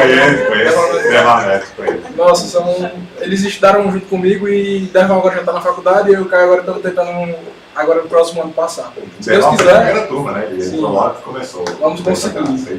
E é isso, muito obrigado, cara, por estar aqui. Valeu. Chora, é teu momento. Vai, Dudu. Bom, primeiro que quando a gente vê um cara, né, que tem um trabalho reconhecido nacionalmente como Fredão, a primeira coisa que a gente pensa quando vê ele pessoalmente é o cara é de verdade mesmo. Ele tem 2,5 metros de verdade. E tipo, a gente só tem que agradecer de você ter vindo aqui, porque eu tenho certeza que todo mundo que daqui, até Vanilton, tem mais conhecimento que a gente, não tem como você sentar numa mesa dessa aqui e não aprender alguma coisa, entendeu? Então, cara, obrigado por ter vindo, espero que você continue aí passando conhecimento pra gente hoje, amanhã, e é um prazer estar aqui contigo, valeu de verdade. Agora, Fredão, considerações finais. Bom, em primeiro lugar, agradecer, né, o convite do Vanilton. Vou contar um pouquinho para vocês os bastidores aí do convite, né? Claro. Quem entrou em contato comigo foi o Ives, né? O Ives Urquiza de Física, que é um cara que eu já conhecia também de nome, né? Assim, não conheço pessoalmente, mas tinha um professor lá de Brasília que tinha um contato bem próximo até com o Ives alguns anos atrás, então eu escutava falar muito do Ives, uma época que eu nem cogitava o online e tal. E aí quando o Ives entrou em contato, eu falei, cara, para essa semana do Enem é impossível eu ir, porque eu tenho muitas demandas do pódio, muitas demandas do Mente Matemática, uma plataforma que, tá, né, que cresceu muito e tal, tenho um filho pequeno e tal, tipo, peço desculpas, gostaria de poder comparecer, então, mas para mim é impraticável, especialmente por ser na semana do Enem. Aí o Ives depois falou, não, beleza, tá, mas depois me fala mais ou menos como é que são as suas condições e tal, que eu vou passar pro Vanilton lá e tal. Aí me perguntou se podia passar o meu contato pro Vanilton, né? Aí eu falei, claro, pode passar, eu converso, uma boa e tal. E nas conversas com o Vanilton eu falei, assim, uma parada que eu tô com 36 anos agora, né? Eu sei que não parece, né? 25 e tal, mas tô com 36 anos. E eu tô numa fase, assim, que tá sendo uma fase muito puxada mesmo, que eu tô tendo aquele dilema, né, entre tentar equilibrar a vida pessoal com a vida profissional e tentar ser um profissional, né, reconhecido, porque eu estudei muito, trabalhei muito para chegar, né, a ter essa projeção nacional e tal, ao mesmo tempo que eu quero também ser um pai presente, né, enfim, então eu sempre fico naquele dilema. Eu falei pro Vanilton, cara, eu vou ser bem sincero, eu tenho só de pensar em fazer uma viagem como essa, um deslocamento e ter que, para vir para cá, eu tive que antecipar muita coisa, eu tive que treinar um menino para fazer um trabalho que só eu faço lá no pódio, para que ele faça na semana que vem, então envolve uma logística que eu fico com preguiça só de pensar nela, entendeu? Mas foi o que eu falei com o Vanilton, assim, quando na nossa conversa, né, ele falou, não, mas me diga aí, como é que são tuas condições e tal, ele falou, se precisar eu vou ir para Brasília porque eu tenho vontade de te conhecer, tomar um café aí contigo, nem que eu precise ir para Brasília e tal. E eu falei, cara, questão financeira, felizmente, assim, para mim é secundária. Eu falei assim, não é por questão financeira e tal. Eu vou te dizer bem a verdade, eu gostei da abordagem, da forma como o Vanilton falou, enfim, as coisas que ele falou, gostei, achei legal.